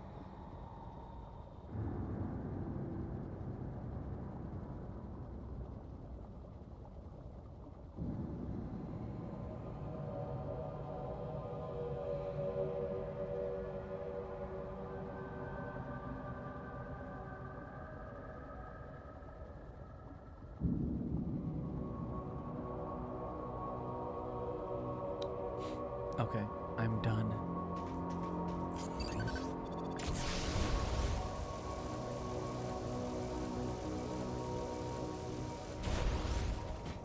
How come bird into lizard into 3 sets of lasers? What the heck? Well, bird into lizard, even that's not that. That's not that. So bird could be laser, be lizards, be lizard. But we know lizard didn't be that. Maybe we will find out what lizard beat.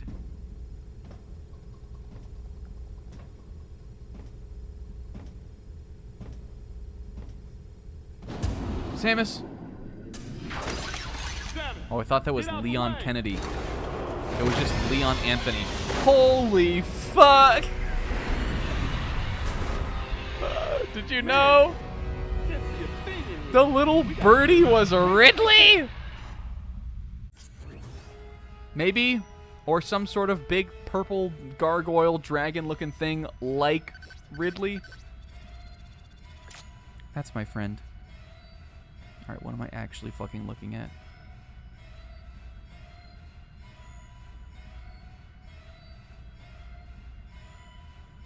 No, Sis. In fact, it was stupider than that. Well, maybe inherently it was... I mean, inherently it was stupid, but, like, Sis, it will get stupider than that. Yeah, this sucks so bad, because I don't know what to look at! Anthony, help! And they really wanted... They really amped up the tension there by making you think it was the deleter. So, they really amped it up by making you think it was the deleter that was going to get Samus. But instead it was Anthony going like, no, no, no, no, no, no, no, pointing the laser at her for a good couple seconds and then saying, Samus, look out. Oh my god, where do I look? Listen to the music.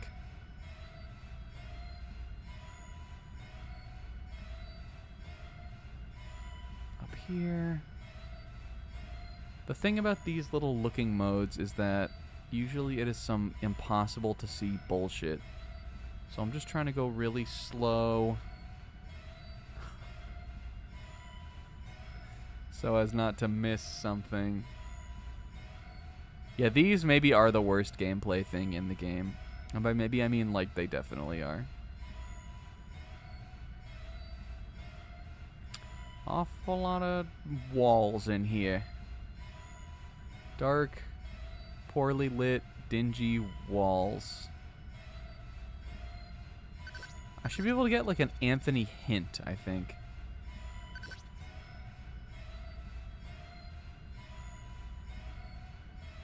The thing about Ridley, the thing that was always true of Ridley is that he was a patient creature.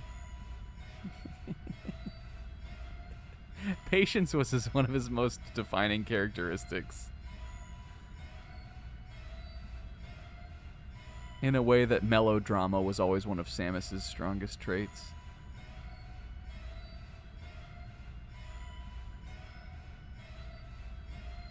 Is it that? Oh, I can shoot? Maybe we gotta shoot. Can I shoot Anthony? Hey, Ant, catch. Think fast. You can't. Here, Ridley's like, hee hee hee hee hee. The music is so annoying. Oh my god, this game is so bad. Oh, I'm spiraling right now. I should have remembered. I remembered the fucking green blood on the ground. I truly don't remember what. Oh, it was the door. Oh, we had to look at the bridge or the door, I guess. Why? Why did I have to even play that part? What did that do for me? Duck. This ain't good. Well, only one thing to do, huh? Let's tear this thing up. Wait, Anthony. Leave this one to me. I'm competent and I can do this.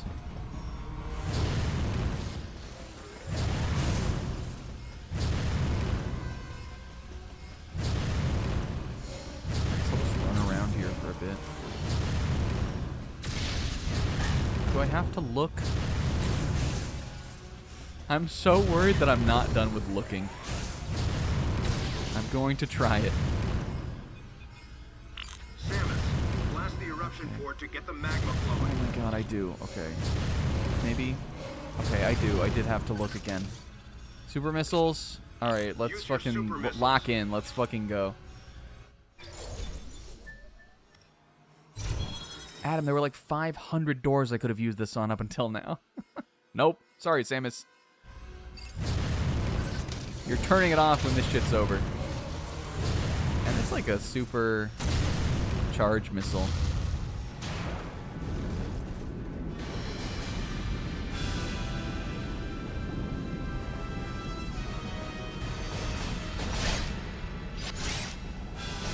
I think maybe she didn't know what it was.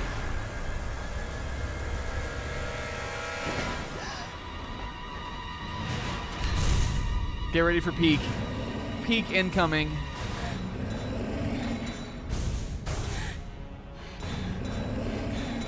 Oh, she's so vulnerable.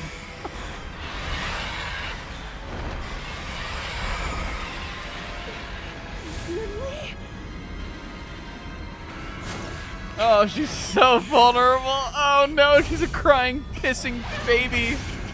Oh, the symbolism. The Ridley trauma flashback. What the? Samus, do you copy? Samus, I'm gonna need to come down there and beat him for you, I think. Samus, use your plasma beam. What's your status? He can't be. Samus, do you read me?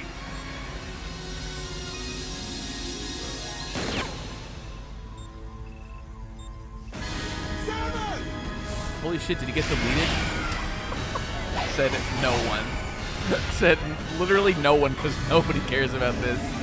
I also, guys, I really don't like this Ridley design at all. I think he looks so stupid.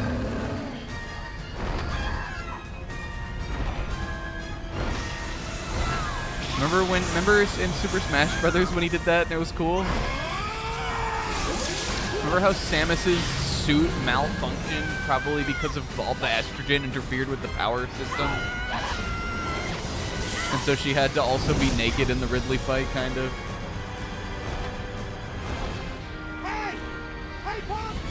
And Anthony had to save her. Because she was too scared to fight Ridley. In a game that happens after Super Metroid. Why is he so ripped? Anthony, you wasted the plasma, you fucking idiot. Holy shit, he's nice with it though. I take it back. Anthony should win. He should win. No! No!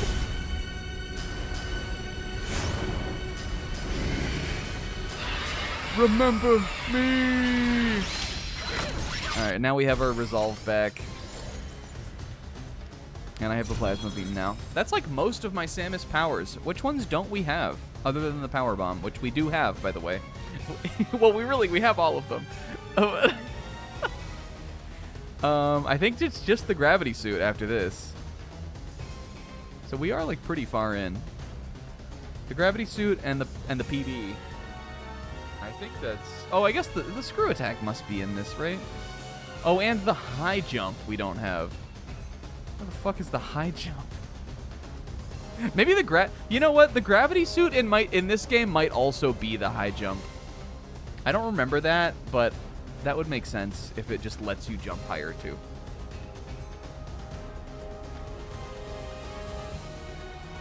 Okay, anyway, this is like probably the game's most like memed on element is this Samus turns into a crying baby when she sees Ridley. If you don't know the lore of Metroid, Ridley did kill Samus's parents. That is in the lore. He is the reason why she was raised by the Chozo. And that's why she turns into a crying baby. It's supposed to be a trauma flashback to her first encounter with Ridley. People defend this, and everyone's wrong. Because it is not just like seeing Ridley and like being shocked that he's still alive after she thought she killed him in Super Metroid. It is the fact that there is like so much more to it. That she just becomes completely helpless. It gets fucking fucked up and dragged around. Adam has to be like, Samus, what the fuck are you doing? Anthony has to save her from Ridley. It all is just really stupid and it really sucks. I understand that, like, yes, you would probably be shocked if your arch-pterodactyl gargoyle arch-nemesis thing was actually alive when you thought he was dead, and also you fucking have that beef with each other. But it wouldn't be like that. It just wouldn't be like that. And it's just there because it's fucking stupid. That's it. It's just there because it's stupid. Do I have to do this? You need to get super missiled Rid. And also the fact that Ridley comes out of a fucking Pokemon middle form.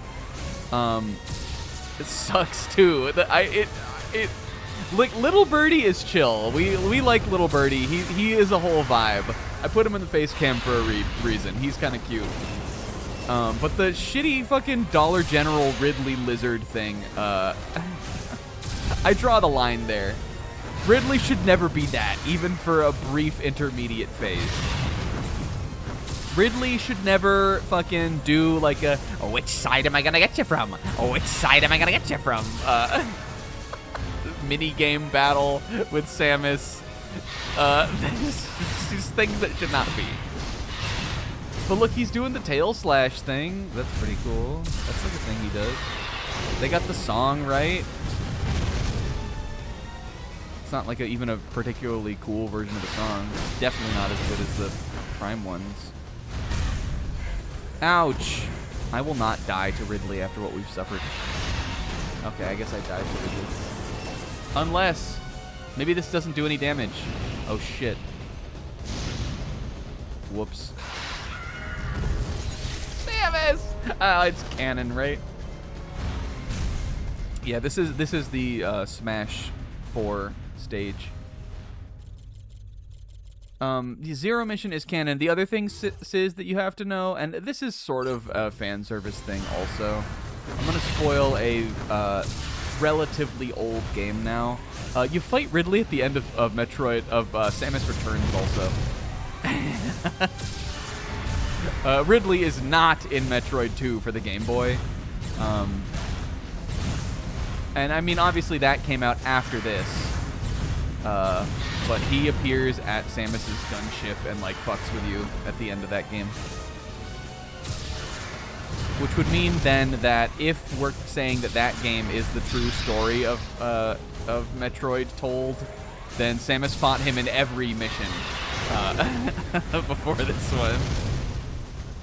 She fought him once in the entire Metroid saga. And I'm pretty sure Sakamoto did have his hands in the story on that game, so that is canon.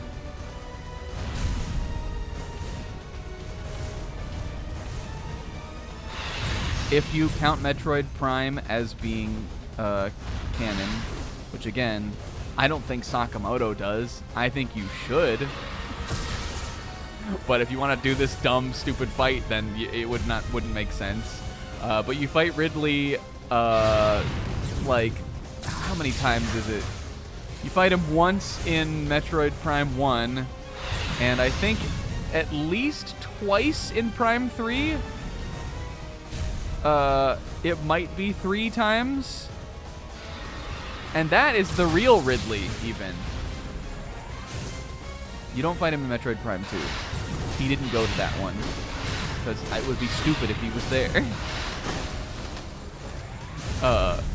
But if you count all that, it just truly doesn't make any sense. They just wanted to do the story thing. What all that it is Sakamoto wanted to make the fucking Metroid manga where the Samus' backstory was told. He wanted all that to be canon. They wanted it to be more of like a story-based thing. They wanted to give Samus her backstory and all that. That's the only reason. It just doesn't make any sense, and it's stupid. And it, once again, just truly feels like character assassination. For both characters, kind of.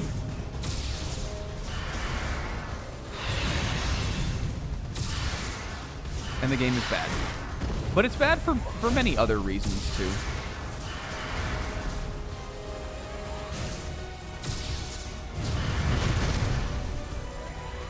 But anyway, I guess what we're meant to assume here is that even though the same fucking thing basically happens in Metroid Fusion also, this happened before that, and I guess the Galactic Federation, like, cloned Ridley, as well as, I guess, froze his original body at some point, at some kind of similar point in the timeline to this, and then that got infected by the X parasites, and that's the Ridley that you fight in Metroid Fusion.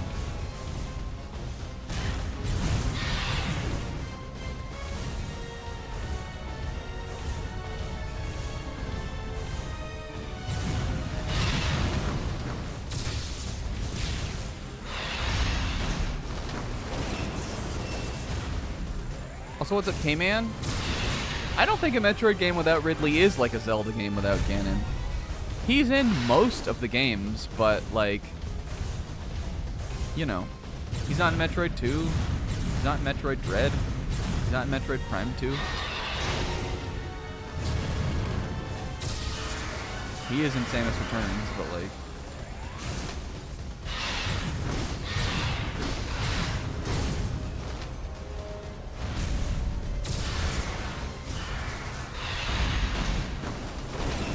in Metroid Dread, they did the coolest thing probably ever and brought my baller gangster-ass Kraid back. And it was badass. And you know what Samus did when she saw Kraid? She didn't even fucking flinch. She let him spit in her face as she charged the beam.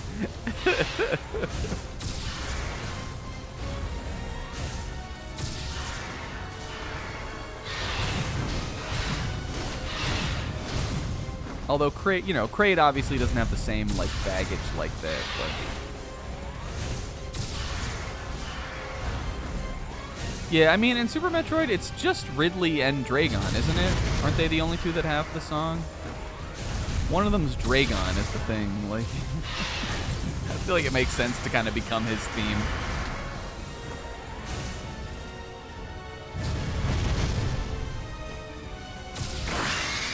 Oh, Chorizo also has it. Well, still, like, that's, you know. Hey, we did it. He did get fucked up.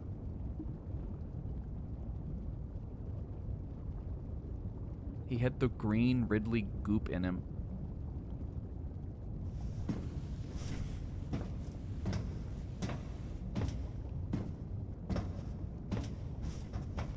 Oh. Oh, dang it.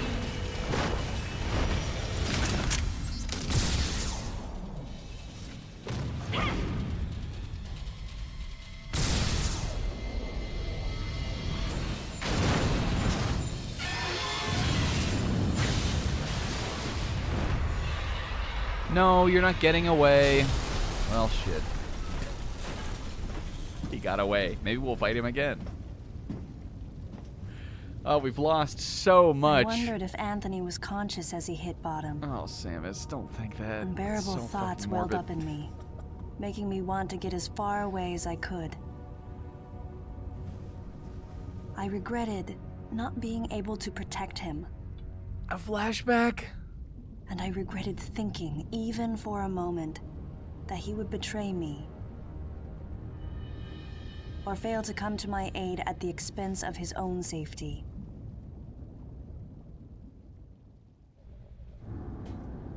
Tight. That was pretty cool for me, I guess. Anyway, I don't know. Is it like the world's biggest deal? Yes. But like, is it the world's biggest deal? No. But does it do a lot of wrong in like 1 minute's worth of cutscene? I think so. I think it does a world of disservice and wrong in the short span of this like intro to Ridley and battle. Even if you take out the fact that we had to fucking look at a bridge before the fight with him could start. We had to look around the room and find a bridge. We must be fairly deep in if we're killing Ridley. I think we're probably a little over halfway. He got away, so, you know. The game's best character, a hard 5 out of 10, had died. How will we go on? He was the only other character in the game that talked to me or had any kind of personality, thereby making him the only good one.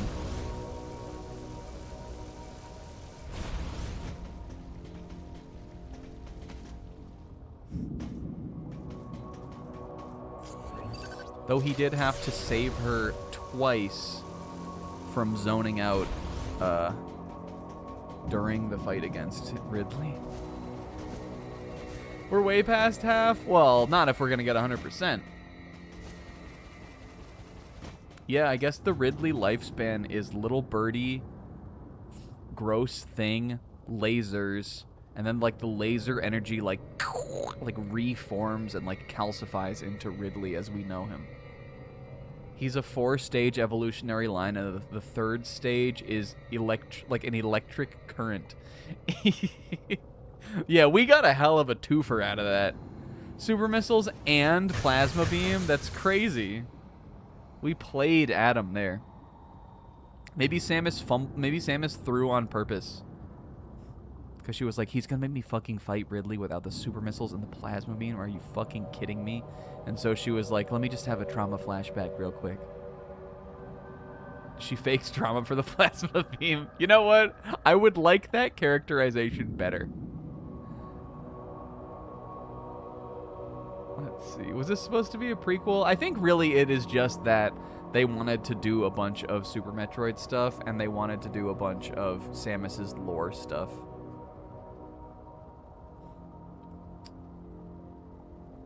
I do think, like, do I think that, like, Sakamoto wanted to do prequel storytelling? Yes. But I think that they realized they, like, couldn't have made a whole game like that, and so they should just make it bad. Make Samus bad and make there be a bunch of, like, flashback cutscenes. Insult my dollar store children. Honestly, if we had fought Ligma the Lizard in this battle, I would have probably been glowing. My praise would have been glowing towards it.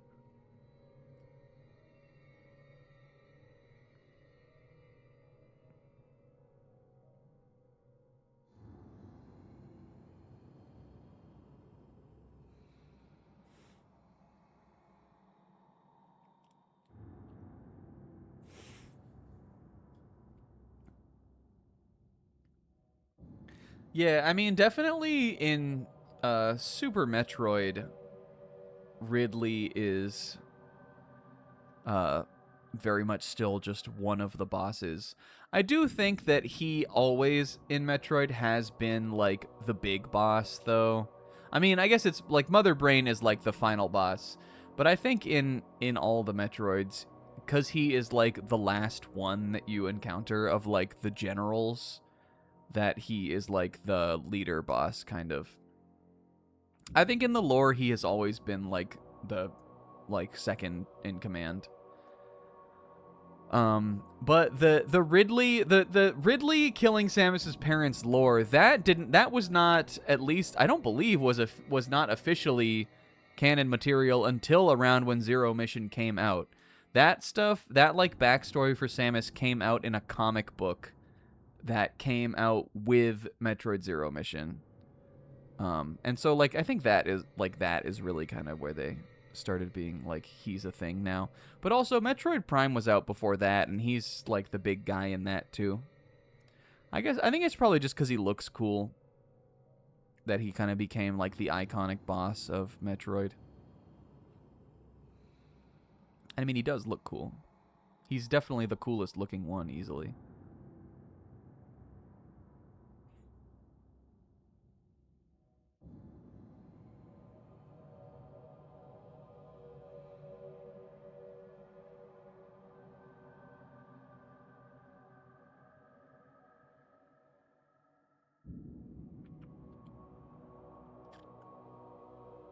It could have been Dragon, though. It could have been the Dragon trauma flashback. Is the comic older than I was thinking? Maybe it was Super Metroid then.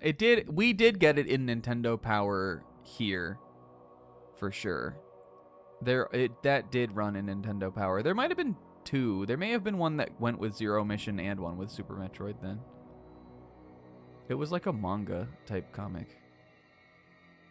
Like it was Japanese. In Japan, it came out in some, I would imagine it came out in some Nintendo magazine also. Manga?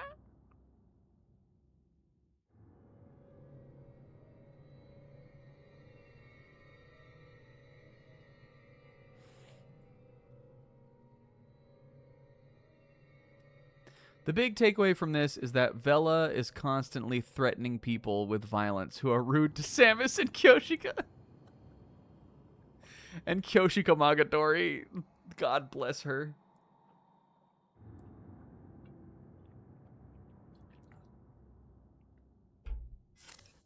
I don't know, when did that Ridley killed Samus's parents manga come out? Can someone look it up for me? Now I'm curious. There is another iconic Metroid comic or something where she gets with two honeys. Have you guys seen that one? I don't think that one's canon. I think that came out around I think that one came out around Metroid 1, and it was like a Japanese thing. And I believe it's possible that the person that wrote that did not know Samus was a girl. But there's one where she, like, at the end, she's like, I did it, and she's got two babes on her arms. And I'm like, hell yeah. We can have, that can be part of the official characterization.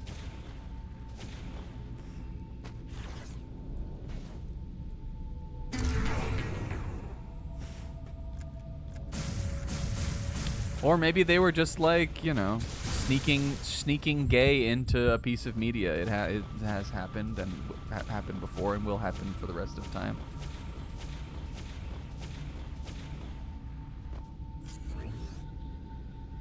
Did I already shoot this?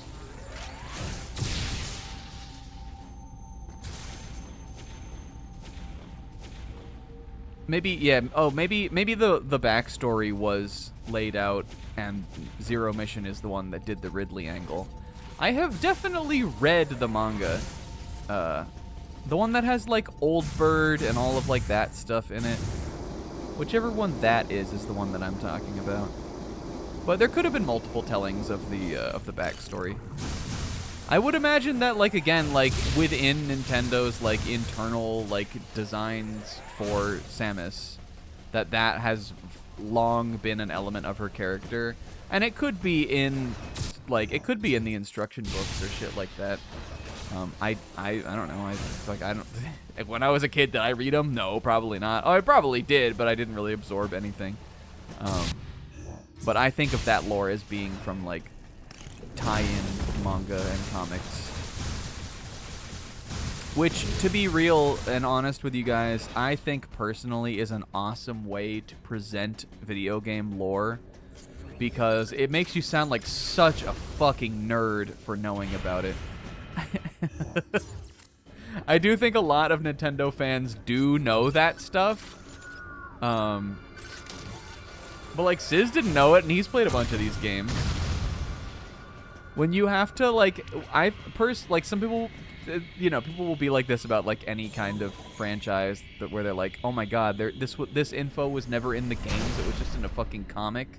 I think that's an incorrect way to think about it. It simply serves as a barrier of entry for normies. If you want to know the whole lore, you either gotta do a wiki deep dive. That's the base level prerequisite.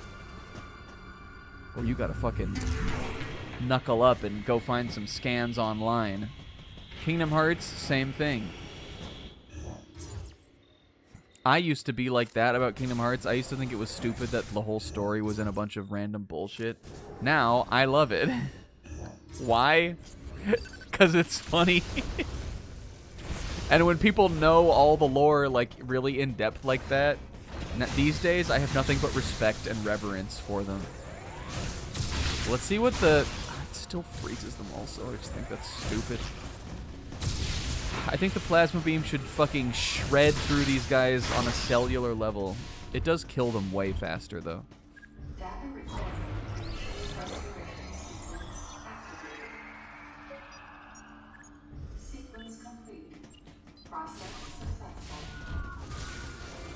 I also don't think this looks super cool. Why does it look like lightning? I don't think the plasma beam should look like this. This is like the green energy beam from Metroid Prime 4 Beyond. I think this is the green energy beam. Samus! Can I, like, let go? Oh. You can press A to do this, too. Does that have the raw Samus with a cloak? I do believe that is the one with the raw Samus in the desert cloak.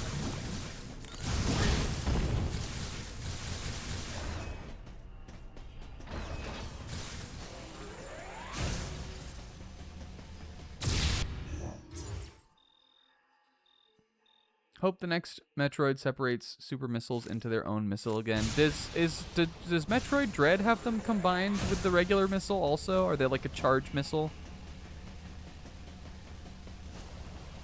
That, to be honest, that kind of came from Metroid Prime, I think.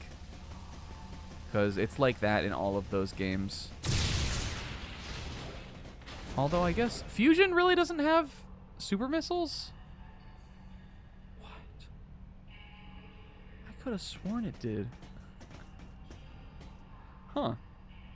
I don't remember that. But I know you guys just played it, so I'll take your word for it. Oh, it like stacks. Okay. Ah! I dropped my Wii remote.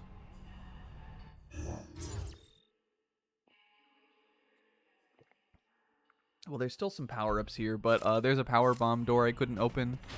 So that means we'll have to come back. So I'm leaving.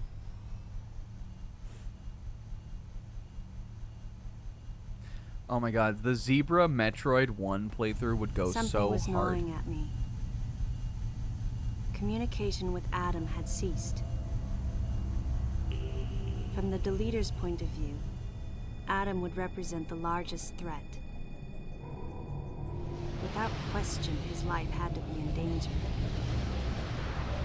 But it was Adam Malkovich.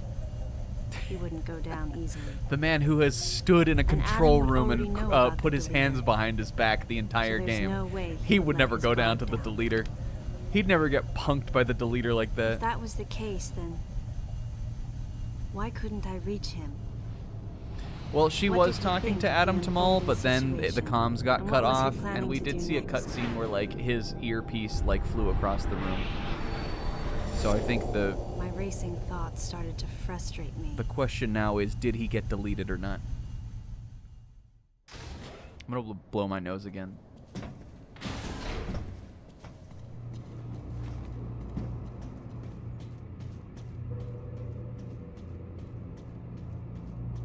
Holy fuck. Samus, wake up! It's just no time for allergies. Pop a Claritin. We gotta follow the deleter. These cutscenes remind me of Alan Wake's scathing endorsement. This elevator is bound for Sector 1. Thank you, Kyoshika. You guys have been playing the 100 line lately. Crazy. Probably the last time I booted the 100 line was like months ago. I've been playing it. I'm I feel probably about half-ish way into a route right now. At this point in the game, again, it's been out for over a year. I know the names of the routes. I get 100 line fan art all over my For You page. It's lit. It's for you. I like it. I share it with Zebra. I see people talking about the game all the fucking time. If it looks like something I don't know about yet, I just kind of glaze my eyes over it. But I know the remaining names of the routes in the game that I haven't done yet, which is 2. There are 2 routes left I haven't done. I'm about to hit my 90th ending. I am very far into the game. But this one that I'm currently on, I still did not know that it would be presented in the way that it is, which is interesting to me. I didn't know like what the hook like format of the route that I'm currently doing was. And it's been like fun, but also like crappy in the way that like the 100 line is a lot like that a lot of the time. And so, needless to say, I've been loving that.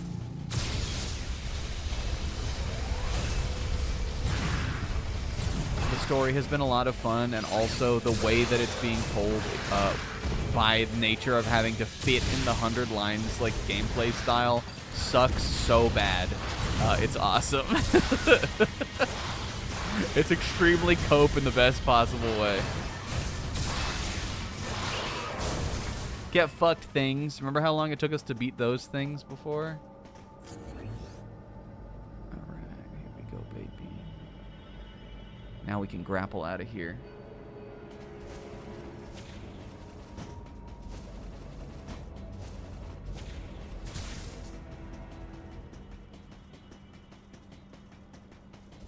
I think Super Metroid has some great, like, area themes. I love both the normal Brinstar and the red Brinstar themes. I think the Meridia, like, to be honest, it's much more atmospheric, but I think the Meridia theme is really atmospheric and good. It certainly is not, like, tune-based, like Metroid 1 is. Which basically had to be because it's an NES game. But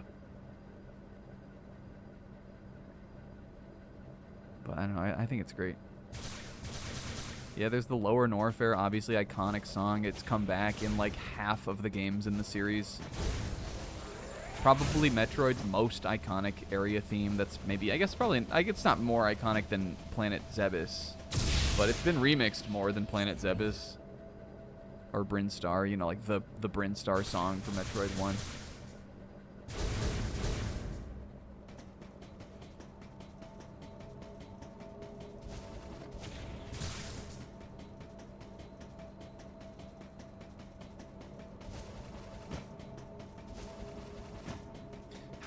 How? There's got to be a way to get over there, Vench. Can I go through here?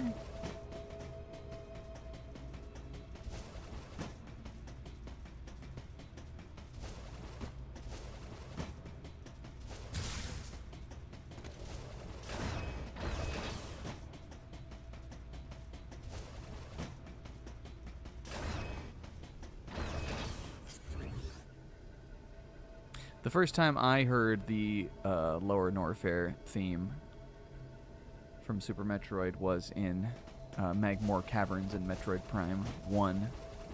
As I never claimed you guys to be the world's biggest Metroid fan, I only claimed to be the world's biggest Donkey Kong fan. I'm a bit of a, you know, I'll hold that. I'll hold Zoomer accountability on that. I didn't play Super Metroid as a kid. I didn't even know what it was.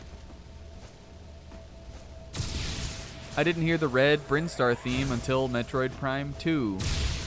And I was like, damn, this is a fucking vibe. Because in that game, that song is very, like, it's like a chill hop version. In the, in Super Metroid, it's scarier than Prime 2.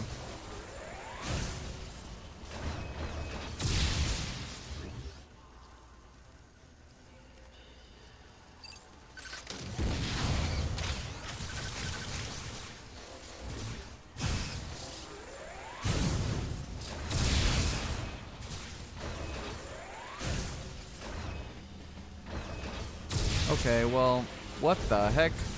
I guess I'll just keep going. I feel like they must want me to grab that. They must want me to grab that grappling beam point. Maybe I can, like, get it out? I can shoot through these. I can shoot through this glass now. Maybe there's something I can do with this.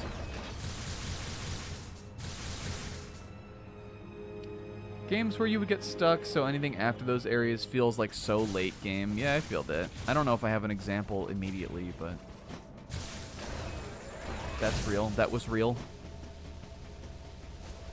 What's your that? What's your that for you? What's your that?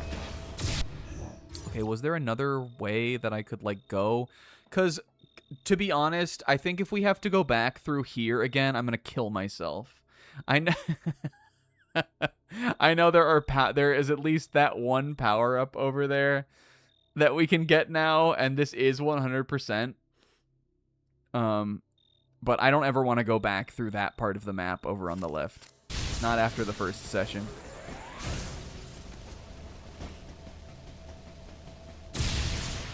And the wave beam can't shoot through grated walls. It can shoot through glass, but not fences. Okay, I guess we just gotta go over here. Out of my way, armadillos. Not today.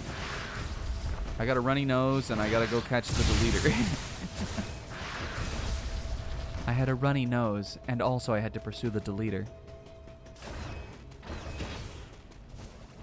I'm chasing him back through the exact same area we've been through already. Except, I guess we didn't come in here.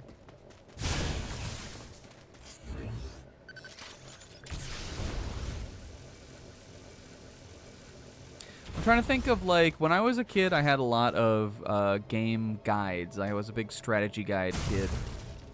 Genuinely, you guys, genuinely, genuinely, because they would help me beat the games. Like, I was an easy giver-upper in my, like, early childhood gaming. And, I would, like, some games I would be, like, nervous to not have the guide for it. I would be, like, I would have anxiety that I was gonna miss something. Or just, like, you know. I liked to get them back in the day, because not only did I like to just, like, read through them and look at them, because a lot of the time back in the days, game guides had cool stuff in them. But they would help me beat the games. But I remember, like, a lot of games, getting, like, stuck, like, to a point that I couldn't get past, and just, like, having to rely on, like, the guide to show me what the rest of the game was like. What are we doing here? That has to be something, right? But I'm struggling to think of, like, off the top of my head what one of those would be. Like, something I can only remember seeing and not playing. The Brady Games FF10 10.2 remaster guide for $100. Dang. That's pretty cool, though. Was that, like, the official guide? don't know what this... I don't know what that wants of me. Maybe I will understand it some other time. Ah! You guys aren't even the devil hoppers. Come on now. If you're gonna fucking jump scare me from the ceiling, you at least should have the courtesy to be the devil hoppers.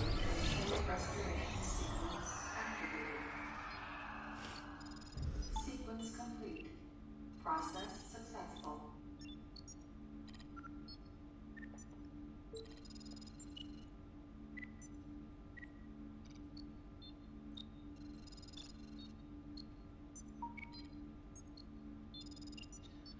Sorry, I was wiping my nose.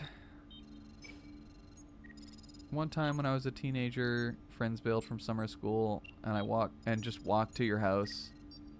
And I was like, yeah, you can hang out here, and they just watched you go through Lower Norfair. There was a guy with them who I think might have never existed. Jerry? There's no Jerry. That's the most fake fever dreamed guy of all time. Jerry is a phantom that appears to watch you play Super Metroid one day in the summer, and it fades out of existence. Give me 1 second also.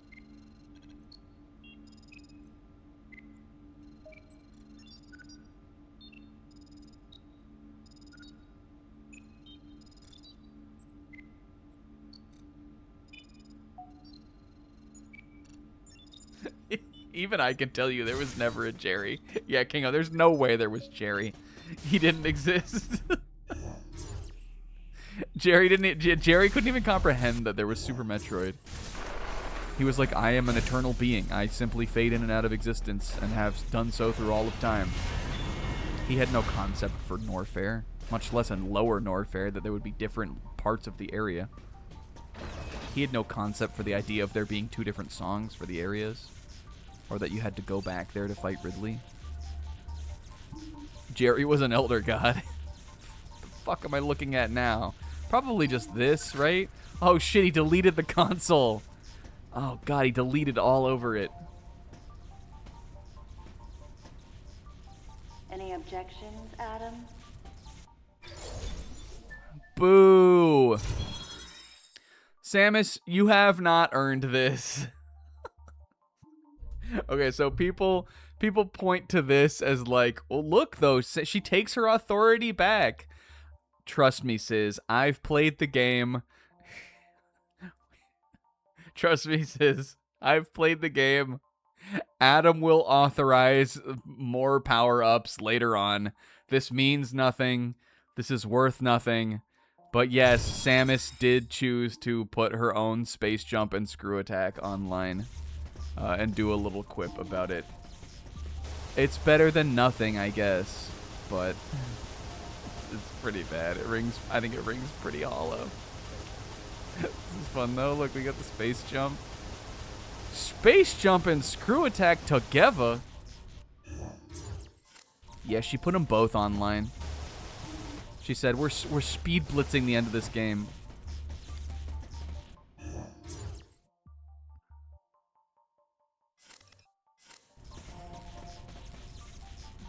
Yeah, the going to the data room to get the upgrade is not super fun. One of the things that I do like about Metroid Fusion is that you still do get upgrades from fighting bosses. And the bosses are like they've synergized, like the upgrades like come from like synergizing the X from them into your suit, which I think is super cool.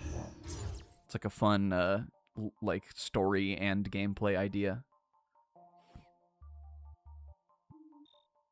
Metroid Prime 2 also does that with the bosses in that game, although I think it's less elegant because a lot of the bosses in that game are called like the Boost Ball Guardian and stuff like that, and it's pretty stupid. Even though they are cool, those guys are cool bosses, and like seeing them like use the power against you before like you fight them is pretty neat. They just have dumb names. Although I guess those guys are like ing beings, so maybe Samus just named them that. Maybe they don't have names beyond that.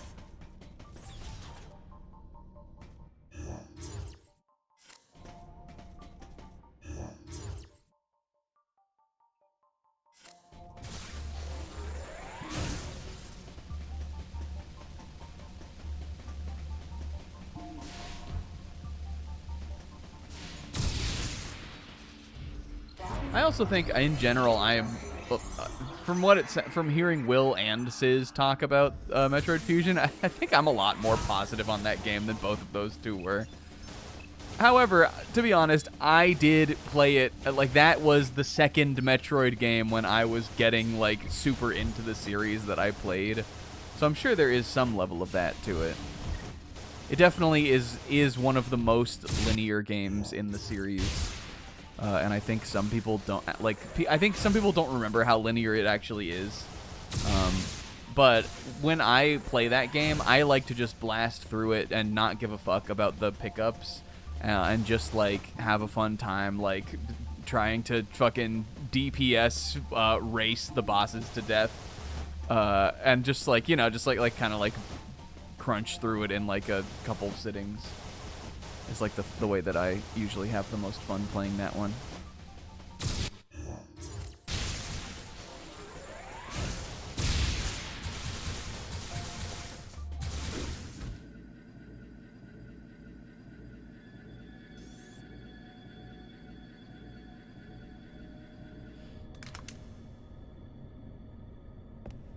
I have 100%ed it though.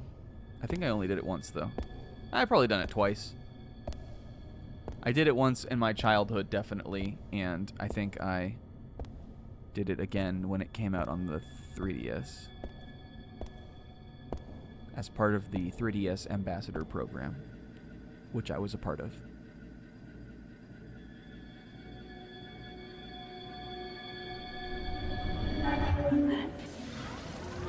Was Samus just going, that powerbomb door looks pretty sexy.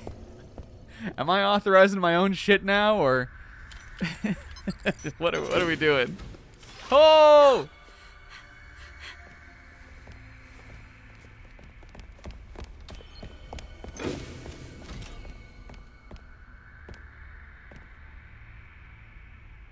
I'm not a member of the Galactic Federation. I came here because I intercepted the distress call. Do you want to go bar crawling with me? And I know that something is after you. Please, you must believe me. I'm a bounty hunter. Oh my god, then you're here for my head. You're here to claim my bounty. No, actually, I'm not a bounty hunter like that. It's more like I guess I'm more like a mercenary.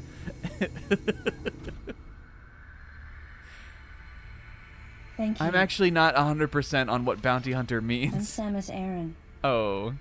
What's your name? Pixel? Madeline Bergman. Madeline Bergman.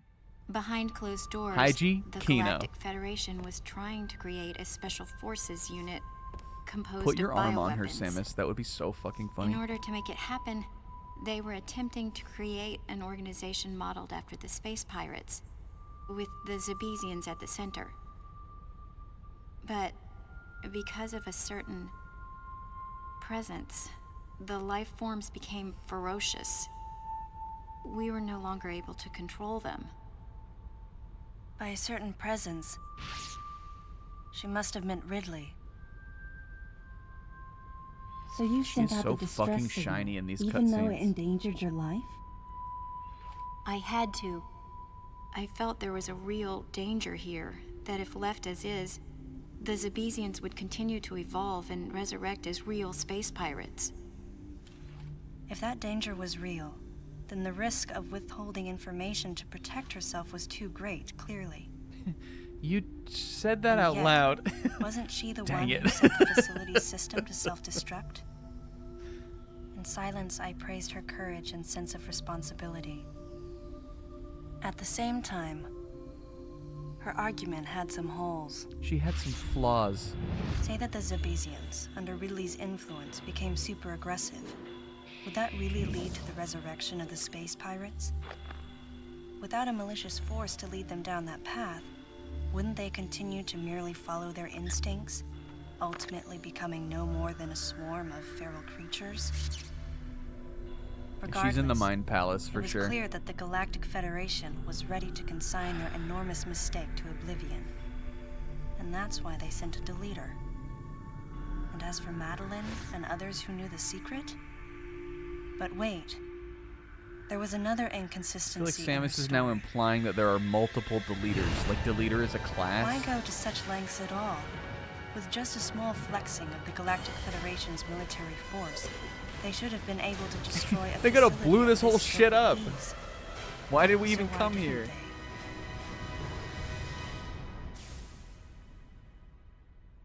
Actually,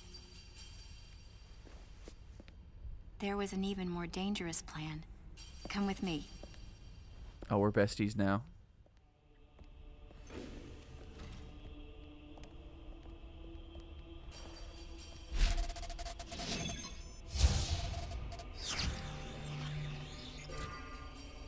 No, she was saying she was saying most of that in her head, I think, but That's not possible.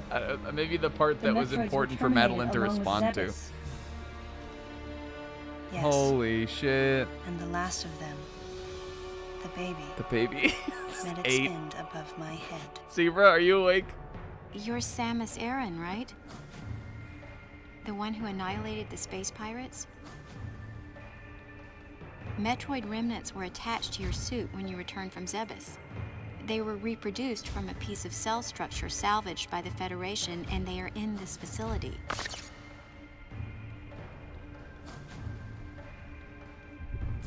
Gave your suit a polish so you'd be at least somewhat presentable. He was something. He was, guys, he was something. And wiggling in the same way. He was. He got them the Metroid cells. At first, no one thought It that was the that creature guy was that Ridley. got it. They didn't think it had potential as a bioweapon at all. They raised it like a pet, calling it Little Birdie. Little birdie, you were chill. Until one day, Little birdie, you will be it remembered. attacked one of the researchers and got away. Good. Ridley had played dead and lured the scientist into his cage. Oh my god, it's like a Jurassic Park What was velociraptor. left? It was a horrible He still sight. died to like a little cat But thing in though. order to control Metroids, you need Mother Brain's telepathy. You don't. You didn't recreate a Mother Brain clone, did you? It's artificial intelligence. My glasses are falling off now. We developed an AI program that would reproduce Mother Brain's thought processes. We called it MB. Oh! Get it? Because But it's it like was just Mother a Brain. program. It wasn't the mother herself. MB evolved as it communicated with the Metroids. It appears as though it began to become self-aware, much like the original Mother Brain. It's really quite remarkable. That's when it became clear to me just why Madeline was so afraid of the space pirates' resurrection. It wasn't that her story had holes in it. Through the holes were glimpses of the danger that was right before her eyes. That was bars, Samus Aran. If everything she said was true, That writing was fire. Where are the Metroids and MB? They're in It's an area Super called Metroid Sector again, Zero. Samus. It's a Shit. unit that doesn't appear in any of our map data. It's a place like Turian, where we propagate and raise Metroids. Samus, it's like if Metroid Fusion began was to Super see what the Metroid. worst-case scenario What the would fuck look is like. Metroid Fusion? The ultimate weapon, the Metroid, would be mass-produced, and as soon as an AI that could control them was developed, the plan to create a special forces unit modeled after the space pirates was replaced. Such a long As the cutscene AI for this. called MB spun out of control, the facility became a place much like the planet Zebes. Yeah, except with none of the Riz. If the situation were left alone, galactic society would be put in peril. The AI Even called the ringleaders of the MB. operation Oh my wanted to god, avoid that, who the but hell they still wanted the cares? Metroids. And that's why they decided to capture the Metroids contained in Sector Zero and delete the rest of the facility. Stop including saying the space delete. Pirates, Samus, Ridley, stop saying and delete. everyone who knew the The secret. deleter could not beat Ridley. But before the ringleaders could act, Adam appeared.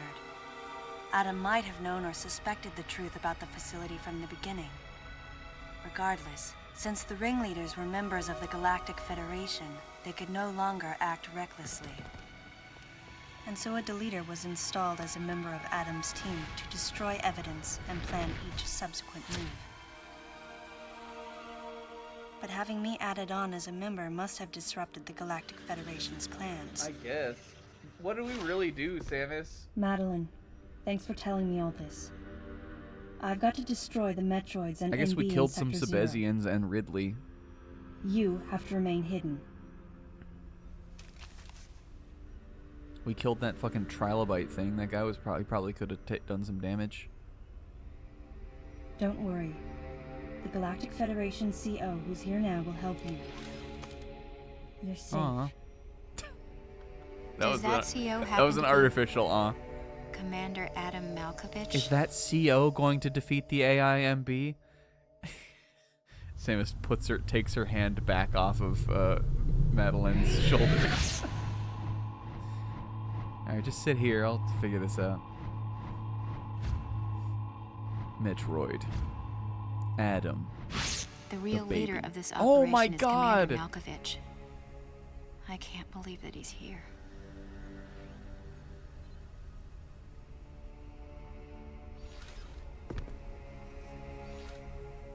Stay here until I return.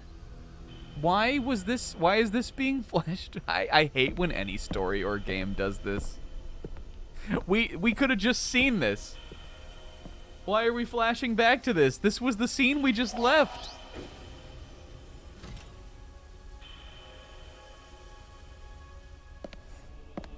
Holy fuck.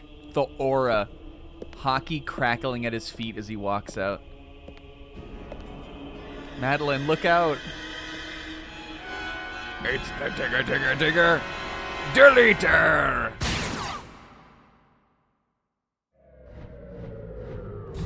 She's standing awkward again. Standing like she shit her pants. Samus. Yay. Alright, well, okay, well, we know the master plan, right? They wanted to remake the Space Pirates, including Ridley and Mother Brain, and then when they succeeded and remade the Space Pirates and they were bad, they were like, oh fuck. Oh no, they're attacking us and killing us? Who saw this coming? They wanted to remake Super Metroid. Where are we going also? I guess we're going back. What time is it? 2:11? That's probably where we'll end it off, right? Yeah, Madeline Bergman, don't think I haven't noticed. Oh, don't worry, sis. It's not subtle. And we'll get there. Yeah, funny that they killed off all the Metroids in the second game and have spent every game trying to take that back. I mean, the series is called Metroid. I kind of think I personally kind of like the Metroid as a kind of doomsday concept kind of thing. I think that is I think that's a fun element of the series in general. And in general, I have liked a lot of the ways that they have tried to bring them back. But this is not one of the better ones for sure.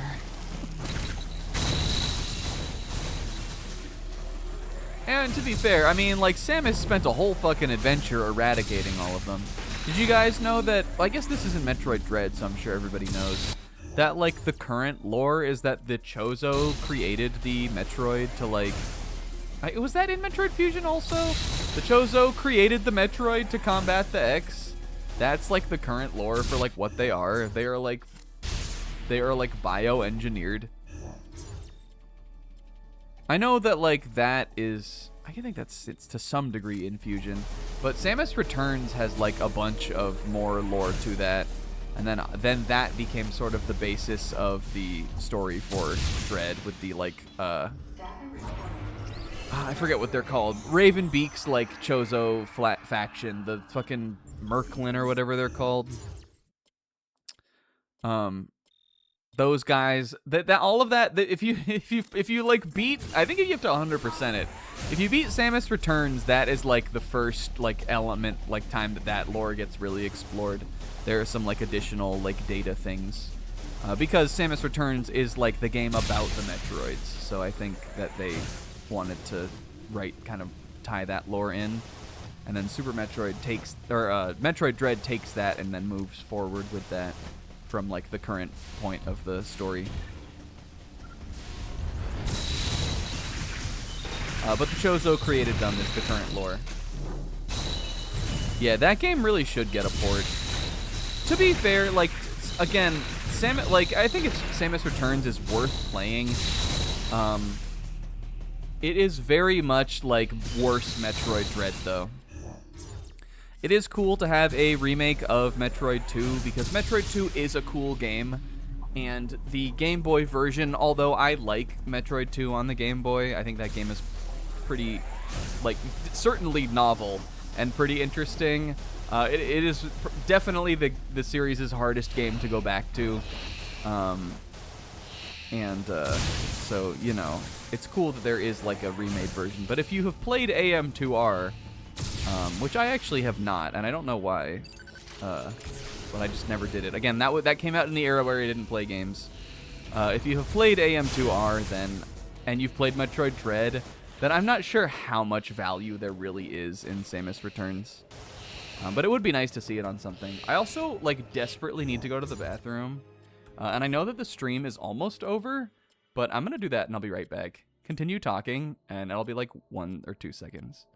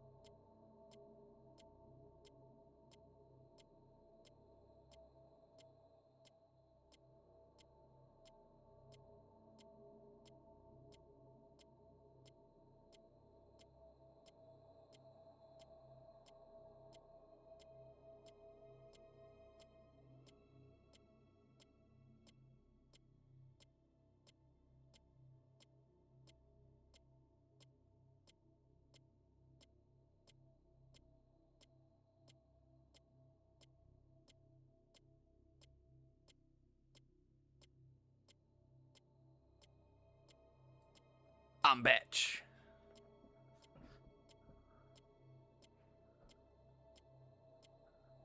Let's see what we're talking about. Played AM2R, but it doesn't have the lore. Yeah, I mean, it's not like an official game, so they couldn't really do stuff like that. Even though, again, Samus Returns has just some weird, like, non-Metroid 2-y stuff in it.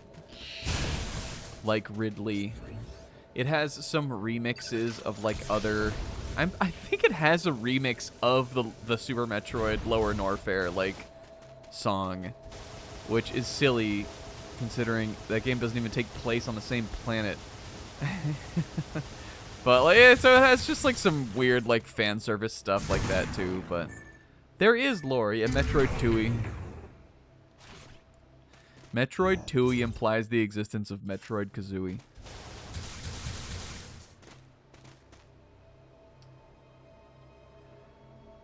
I like Kingdom Hearts. I would watch Coco. That is absolutely a maybe we can get Rinslet to put it on. Okay, well, so we have a lot of things now. I feel like the space jump opens up a ton of power-ups for me.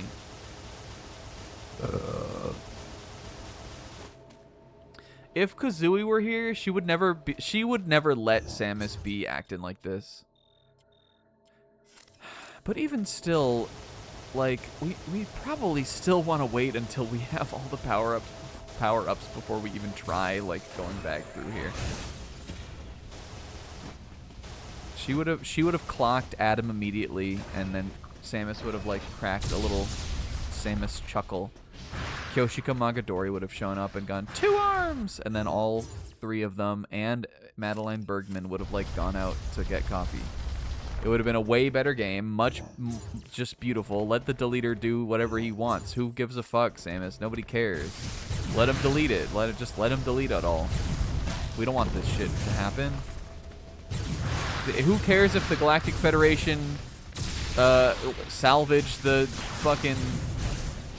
who cares what they do here? They're gonna do it again in Metroid Fusion anyway. So who gives a fuck? Clearly, this is a low-impact mission in the grand scheme of the timeline. Go hang out with your gal pals. It's also sexist in, like, a different way. It's sexist, parentheses, empowering. Can you be empoweringly sexist if you're combating a less fun sexism? Thoughts?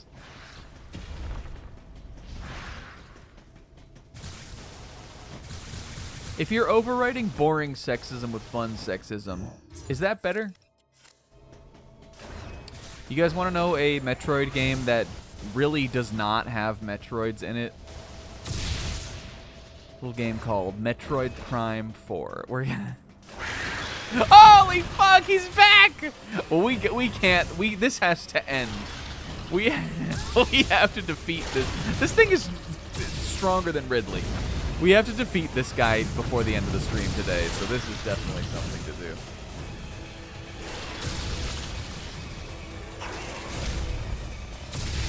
Well, yeah, I mean, like, you know, I don't imagine it's the entire Galactic Federation is, like, allied on this plan. I think it's some fucking fucked up, like, splinter faction of scientists or something that creepy Scott the Woz guy is a part of. That would make sense to me if that is more in the, like, Japanese version. You guys, Metroid Prime 4 is a game called Metroid Prime 4. Oh, he dropped a little scunge crystal for me? What could this be? My Stina room door just opened. Ghosts. Oh, is it the... Oh, the Seeker missile is in this. Yeah, that was the Gordon Freeman antlion thing. Multiple missiles.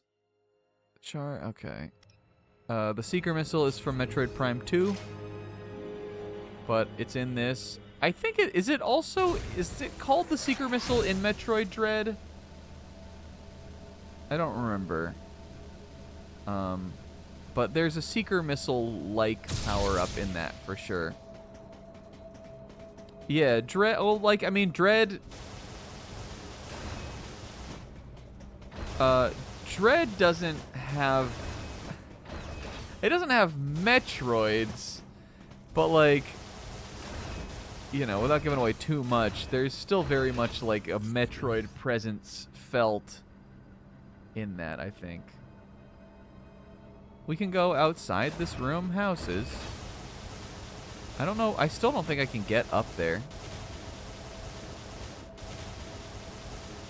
In this, it seems as though the space jump is kind of like height capped. You see what I'm doing here? It's not like the 2D Metroids that are good, where like as long as you time it right, you can just keep space jumping up. I believe, again, like we have seen... Well, I guess I probably could get into some of those little alcoves and stuff with it. It is about double the height of the normal jump. But I'm pretty sure... Well, maybe I can wall jump in there. I don't know why I want to say this is the case, but I'm pretty sure that there will be like a gravity suit jump that makes your jump higher too. Yeah, this is more for like getting across big gaps. It's again what you use it for in Metroid Prime. Which is another game where the space jump and the screw attack are the same item. Much like this. I don't know. We'll figure that out when we're caring about this. I promise you I'm going to do it. And by promise, I mean maybe. Okay, anyway, you guys. Metroid Prime 4 is a game that opens... I'm talking shit here in the last couple minutes of this stream. If you don't want to know story details about Metroid Prime 4, just don't listen to it. It's not that good of a game. Metroid Prime 4 is a game that... Oh, okay, well, first of all, so Prime 1, 2, and 3, all of those games have Metroids in them.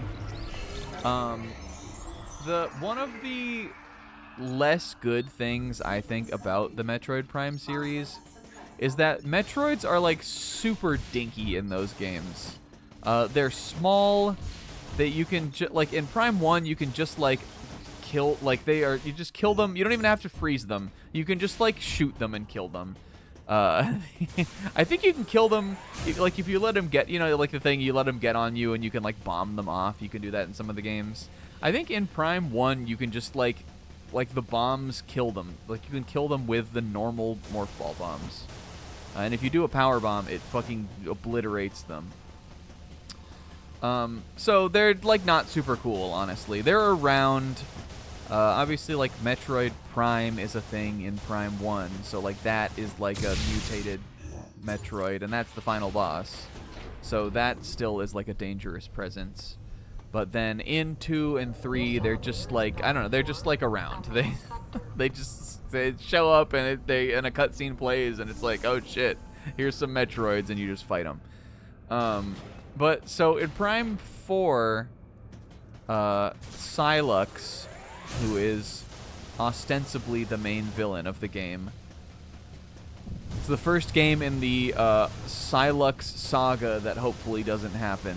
Sylux appears at this, like, it was in the trailers and shit.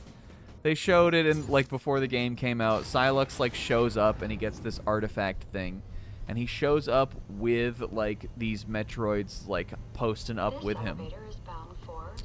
But that you don't ever fight Metroids in the game. You do fight, the bosses have kind of been fused with Metroids, but all that really means is they have big, like, green, like, nucleus weak points on them, and that's where you have to shoot the bosses to kill them.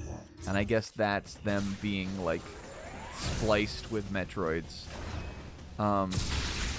Holy fuck! It's the Omega Devil Hopper. Holy shit, I'm gonna need a super missile for this. Bow. That was fucking crazy. Hey, I wasn't even paying attention. Did we kill the fucking, our like, nemesis guy, or did he get away again? Oh, we killed him, right? I guess that's how we got the secret missile. That actually is kind of cool, because he was shooting, like, a spread missile thing out. I don't know where I'm supposed to use that, though. We killed him. We finally killed him. I don't know what I was yapping about. I should have given more lip service to that. That guy was the homie.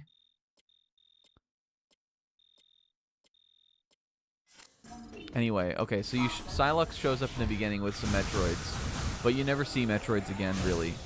And you also... you also never see Psylocke again until the very end of the game. In Metroid Prime 4, Psylocke, the guy from the DS game who is like an electric Power Ranger looking guy, he doesn't look cool and he isn't cool. And Prime 4 does not make him cool. You do fight him. I think you fight him twice in these little kind of skirmish things. And both times, it is revealed after you beat him that Psylocke has, like, the Sephiroth Genova power, where his, like, spirit can possess these, like, random, like, sentry robot things. And you fight those as Psylocke. They have all his powers and shit, I guess. And then when you beat them, it's revealed that they were actually just these little, like, faceless robot things. Why am I in Sector... Wait, am I back in Sector 2? No, we're in the main sector. There was a power-up in there? How did I miss that? I'm going back.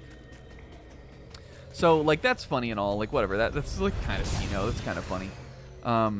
But, okay. But you do fight Psylocke again at the end of the game. And you find out that, like, again, he didn't really do anything. He was, like, sitting in this pod. Just, like, in, like, stasis waiting for you. And then he turns into a big dragon. And you fight him. But it's worse than that. Guys, this is what I think I was trying to talk about this earlier. And then we stopped because I thought we were going to get to the Ridley part. And we didn't. I'm just going to talk about it now. Guys, the ending of Metroid Prime 4.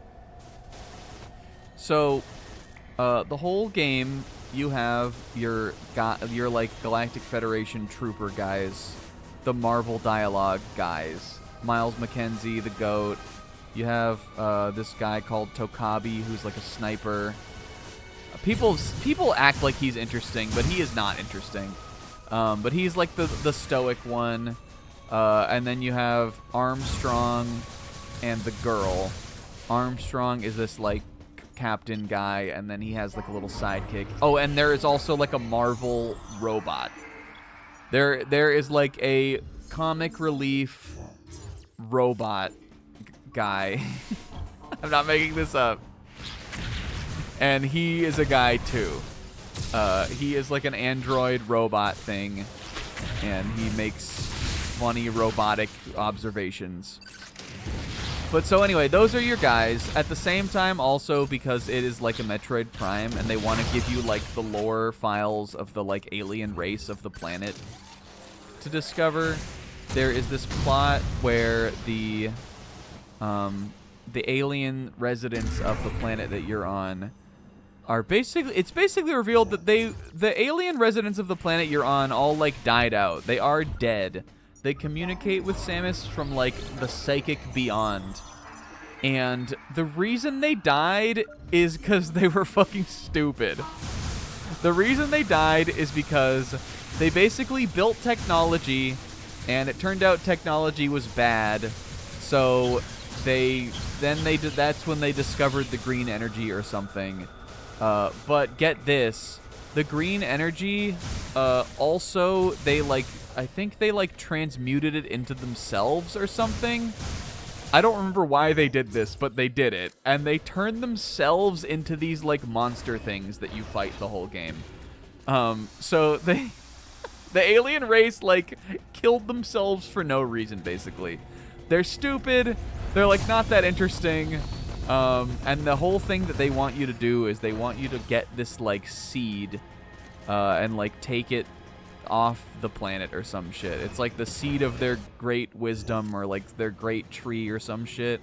And they want Samus to, like, get it and, like, you know, like, plant it fucking on a beautiful hill or some bullshit because they want their like, they want to live on, basically. So at the end of the game, you and your Galactic Federation homies who kind of suck, and Samus and Sylux are all like having this big battle. Metroid Prime 4 has a thing where your allies can get downed in battle like a fucking AAA video game, and you have to like revive them. And you fight Sylux with all of them together. You like all fight him.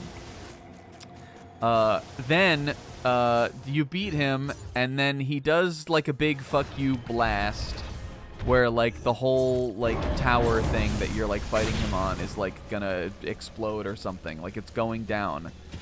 The Galactic Federation guys are like, Samus. I don't remember if they exactly say this or not, but they're like, Samus, you know that stupid alien race that killed themselves that want you to like get off planet with this tree thing? That is worth... Do that, Samus. Leave us behind and escape with this fucking thing or whatever. We'll hold Sylux off so you can, like, get out of here. Now, mind you, they have all already done a fake-out sacrifice before this point. It's like the only thing in the game that you do before the ending. Here's how Metroid Prime 4 ends. You do this big, like, scripted sequence type thing where they all, one by one, do the, like, go on without me, I'm sacrificing myself deal. Samus fights a boss. It turns out they're all okay. Samus does that bullshit we were talking about with the green energy crystals. You go into the big central tower with them. You fight Sylux, and then they try to sacrifice themselves again. And Samus leaves them.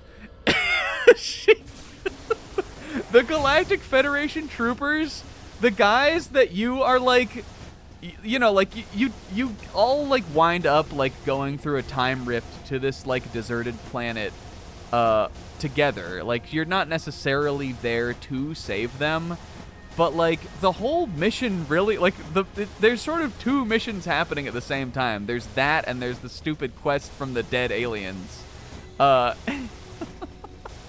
And they're kind of running in tandem. But at the end of the game, it seems to be implied that Samus makes the choice to let those living, breathing human beings all die and take the dumbass alien seed to fucking plant somewhere. It seems as though the game is implying that she believes that's more important than saving lives and staying and, like, killing Sylux with them. And it pissed me off so bad that I was like, "You're Metroid Prime. You are like a fun game that is worthless to me. You are like a 5 to me spiritually, even though you were probably like a fun 7 actually." I think it's about as bad as any of the characterization in this game, and I know a lot of people were so in disbelief that this was a choice, like that this was the ending of the game, that they tried to stay, because it gives you like a button prompt that's like press the fucking button and like space time jump away out of the planet and leave the guys. They give you a button to like do it. And you can, like, stay and, like, keep blasting Sylux or whatever, but the only other option is you just die, and you have to do the boss fight again. And a lot of people were like, oh, man, I wonder if this is, like, a narrative choice where, like, if I stay and fight, I will, like, be able to choose the, like my Federation friends that I have spent the whole game with, like, getting to know and stuff. They told me about their lives, like, you know, like, we hung out at this stupid little base. Miles McKenzie told me about it. He installed a bunch of dumb power-ups into my arm for no reason, but, like, he was there. But no, it isn't a choice. You just leave them. That's the end of the game. Samus plants the dumb tree. It sprouts instantly, I guess, or whatever. And she hangs the fucking sniper guys, basically, it's basically like a cross, like a Jesus cross necklace that he has. She hangs his fucking necklace on the tree. And I think she even has a little flashback to them, and that's the end. It was avoidable. She could have saved them, but she chose. She doesn't, I guess. And that's the worst part. That's what pissed me off the most about the game, even more than anything else. I don't think anyone's interpretation of Samus Aran ever would be that she cared so much about this dumb alien mission that she would leave these, like, living lives to just die for her. And it pisses me off. It's just really stupid. Because in all those games, like, you know, in Metroid Prime 2, you show up for a Federation distress signal, and then you do end up staying and fighting the, like, attacking aliens that are controlling half the planet for the, like, alien race that is there. But, one, those guys are not fully extinct. Some of them are alive. There's only a few of them left, but they are living still. Two, they were attacked by this evil force. They didn't fucking kill themselves accidentally with technology. And then kill themselves again by turning themselves into monsters. And, like, I don't know. It feels like it is trying to do like a Metroid Prime-like thing, but it's just so, like, misguided on how to do that. And I would imagine most of the things in that game are probably the result of, like, too many cooks in the kitchen, and also the cooks never, like, threw out the dregs of the, like, soup pot that was on the burner. They just kept putting soup into the pot. But it sucks and it's dumb. Anyway, you can see clearly that we went into this room and we're upside down now. I think I'm going to leave this for next time. There's a save station right back here. I'm going to go back. But seeing again that, like, that game came out last year. This is Other M, clearly. This game is still... Like, that, the thing about that game is that the weird, dumb, out-of-character Samus thing only happens once, and it isn't, like, it isn't, like, sexist, it's just stupid. It still feels like character assassination to me, they both do. But, I don't know. It's still a better game than this, but I was just like, I just needed a place to rant about this dumb thing. And to be honest, like, it is a common, like, a lot of Metroid fans who played the game have brought up how weird it is that that's how it ends. And it, honestly, it could be that, like, those guys will come back again. But I also could totally see it as, like, someone over there at Retro or someone who was working on the story thinking that that was the emotional, like, moment that was the, you know, was the way out for those guys that you spend that game with, and if that's what they thought that was, then I hope that they get some help with Metroid Prime 5 if it exists, or just don't make Metroid Prime 5 at all. I don't know if we need it. I'm gonna be real. I'm not sure if it's necessary. But if it is, I hope that one, that Sylux died on the way back to his home planet, and two, that, I don't know, it is a good game. We gotta get this.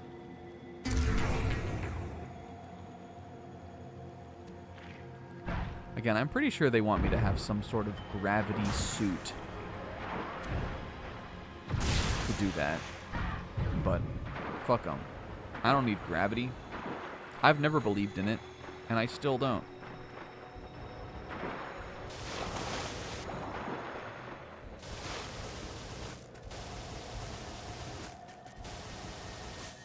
Alright, now we're actually done. Guys, what a session of Metroid Other M. Samus almost got deleted. We fought Ridley. Ridley's a Pokemon in this. He went through like a Ridley's. Here's the other thing. Do we think that this means that normal Ridley began his life as the little birdie? Or is it like just this bioengineered version of Ridley? Did they like splice him with frog DNA like Jurassic Park or something? Do all Ridleys start as little birdies? Was he cute all along? Come on, look at him in the face cam. He's cute. That's crazy. All right. Whoa. Wait, you guys want to see some real peak? Fuck. I'm not going to be able to get back to it in time. Shit.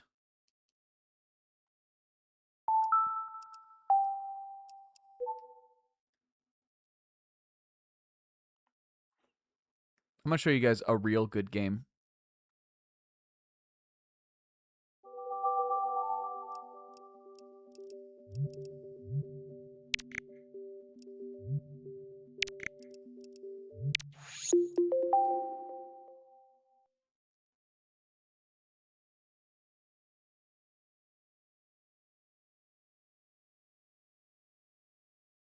Shit takes so long to load. Such a bad console UI, you guys. It takes so long to do something on this thing. This is how it was like out of the box, too. It's not just because it's old.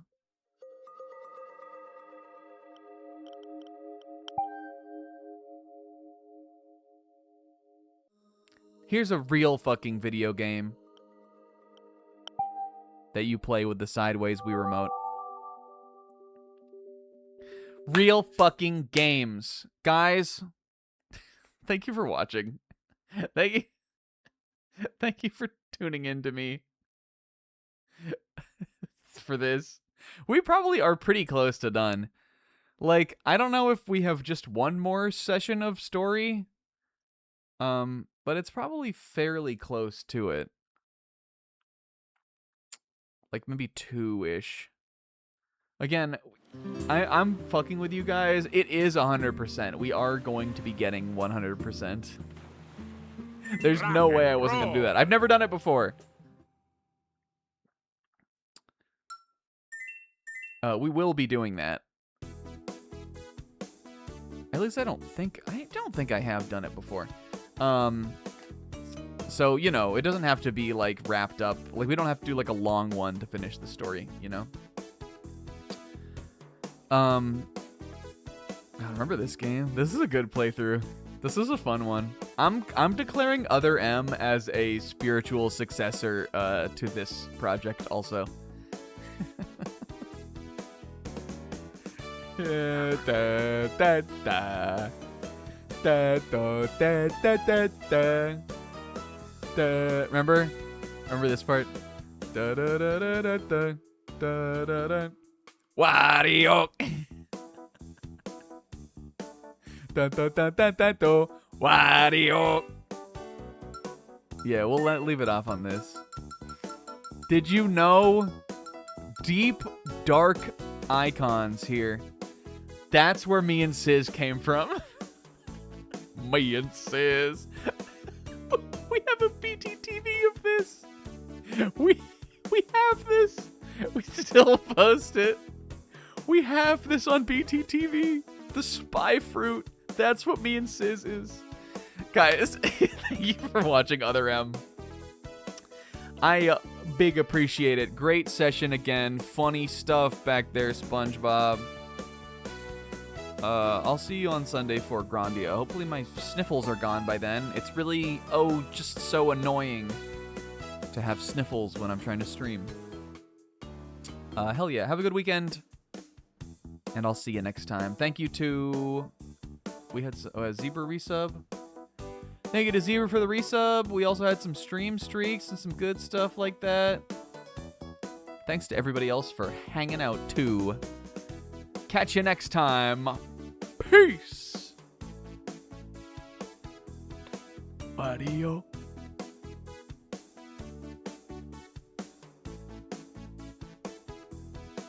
Wario.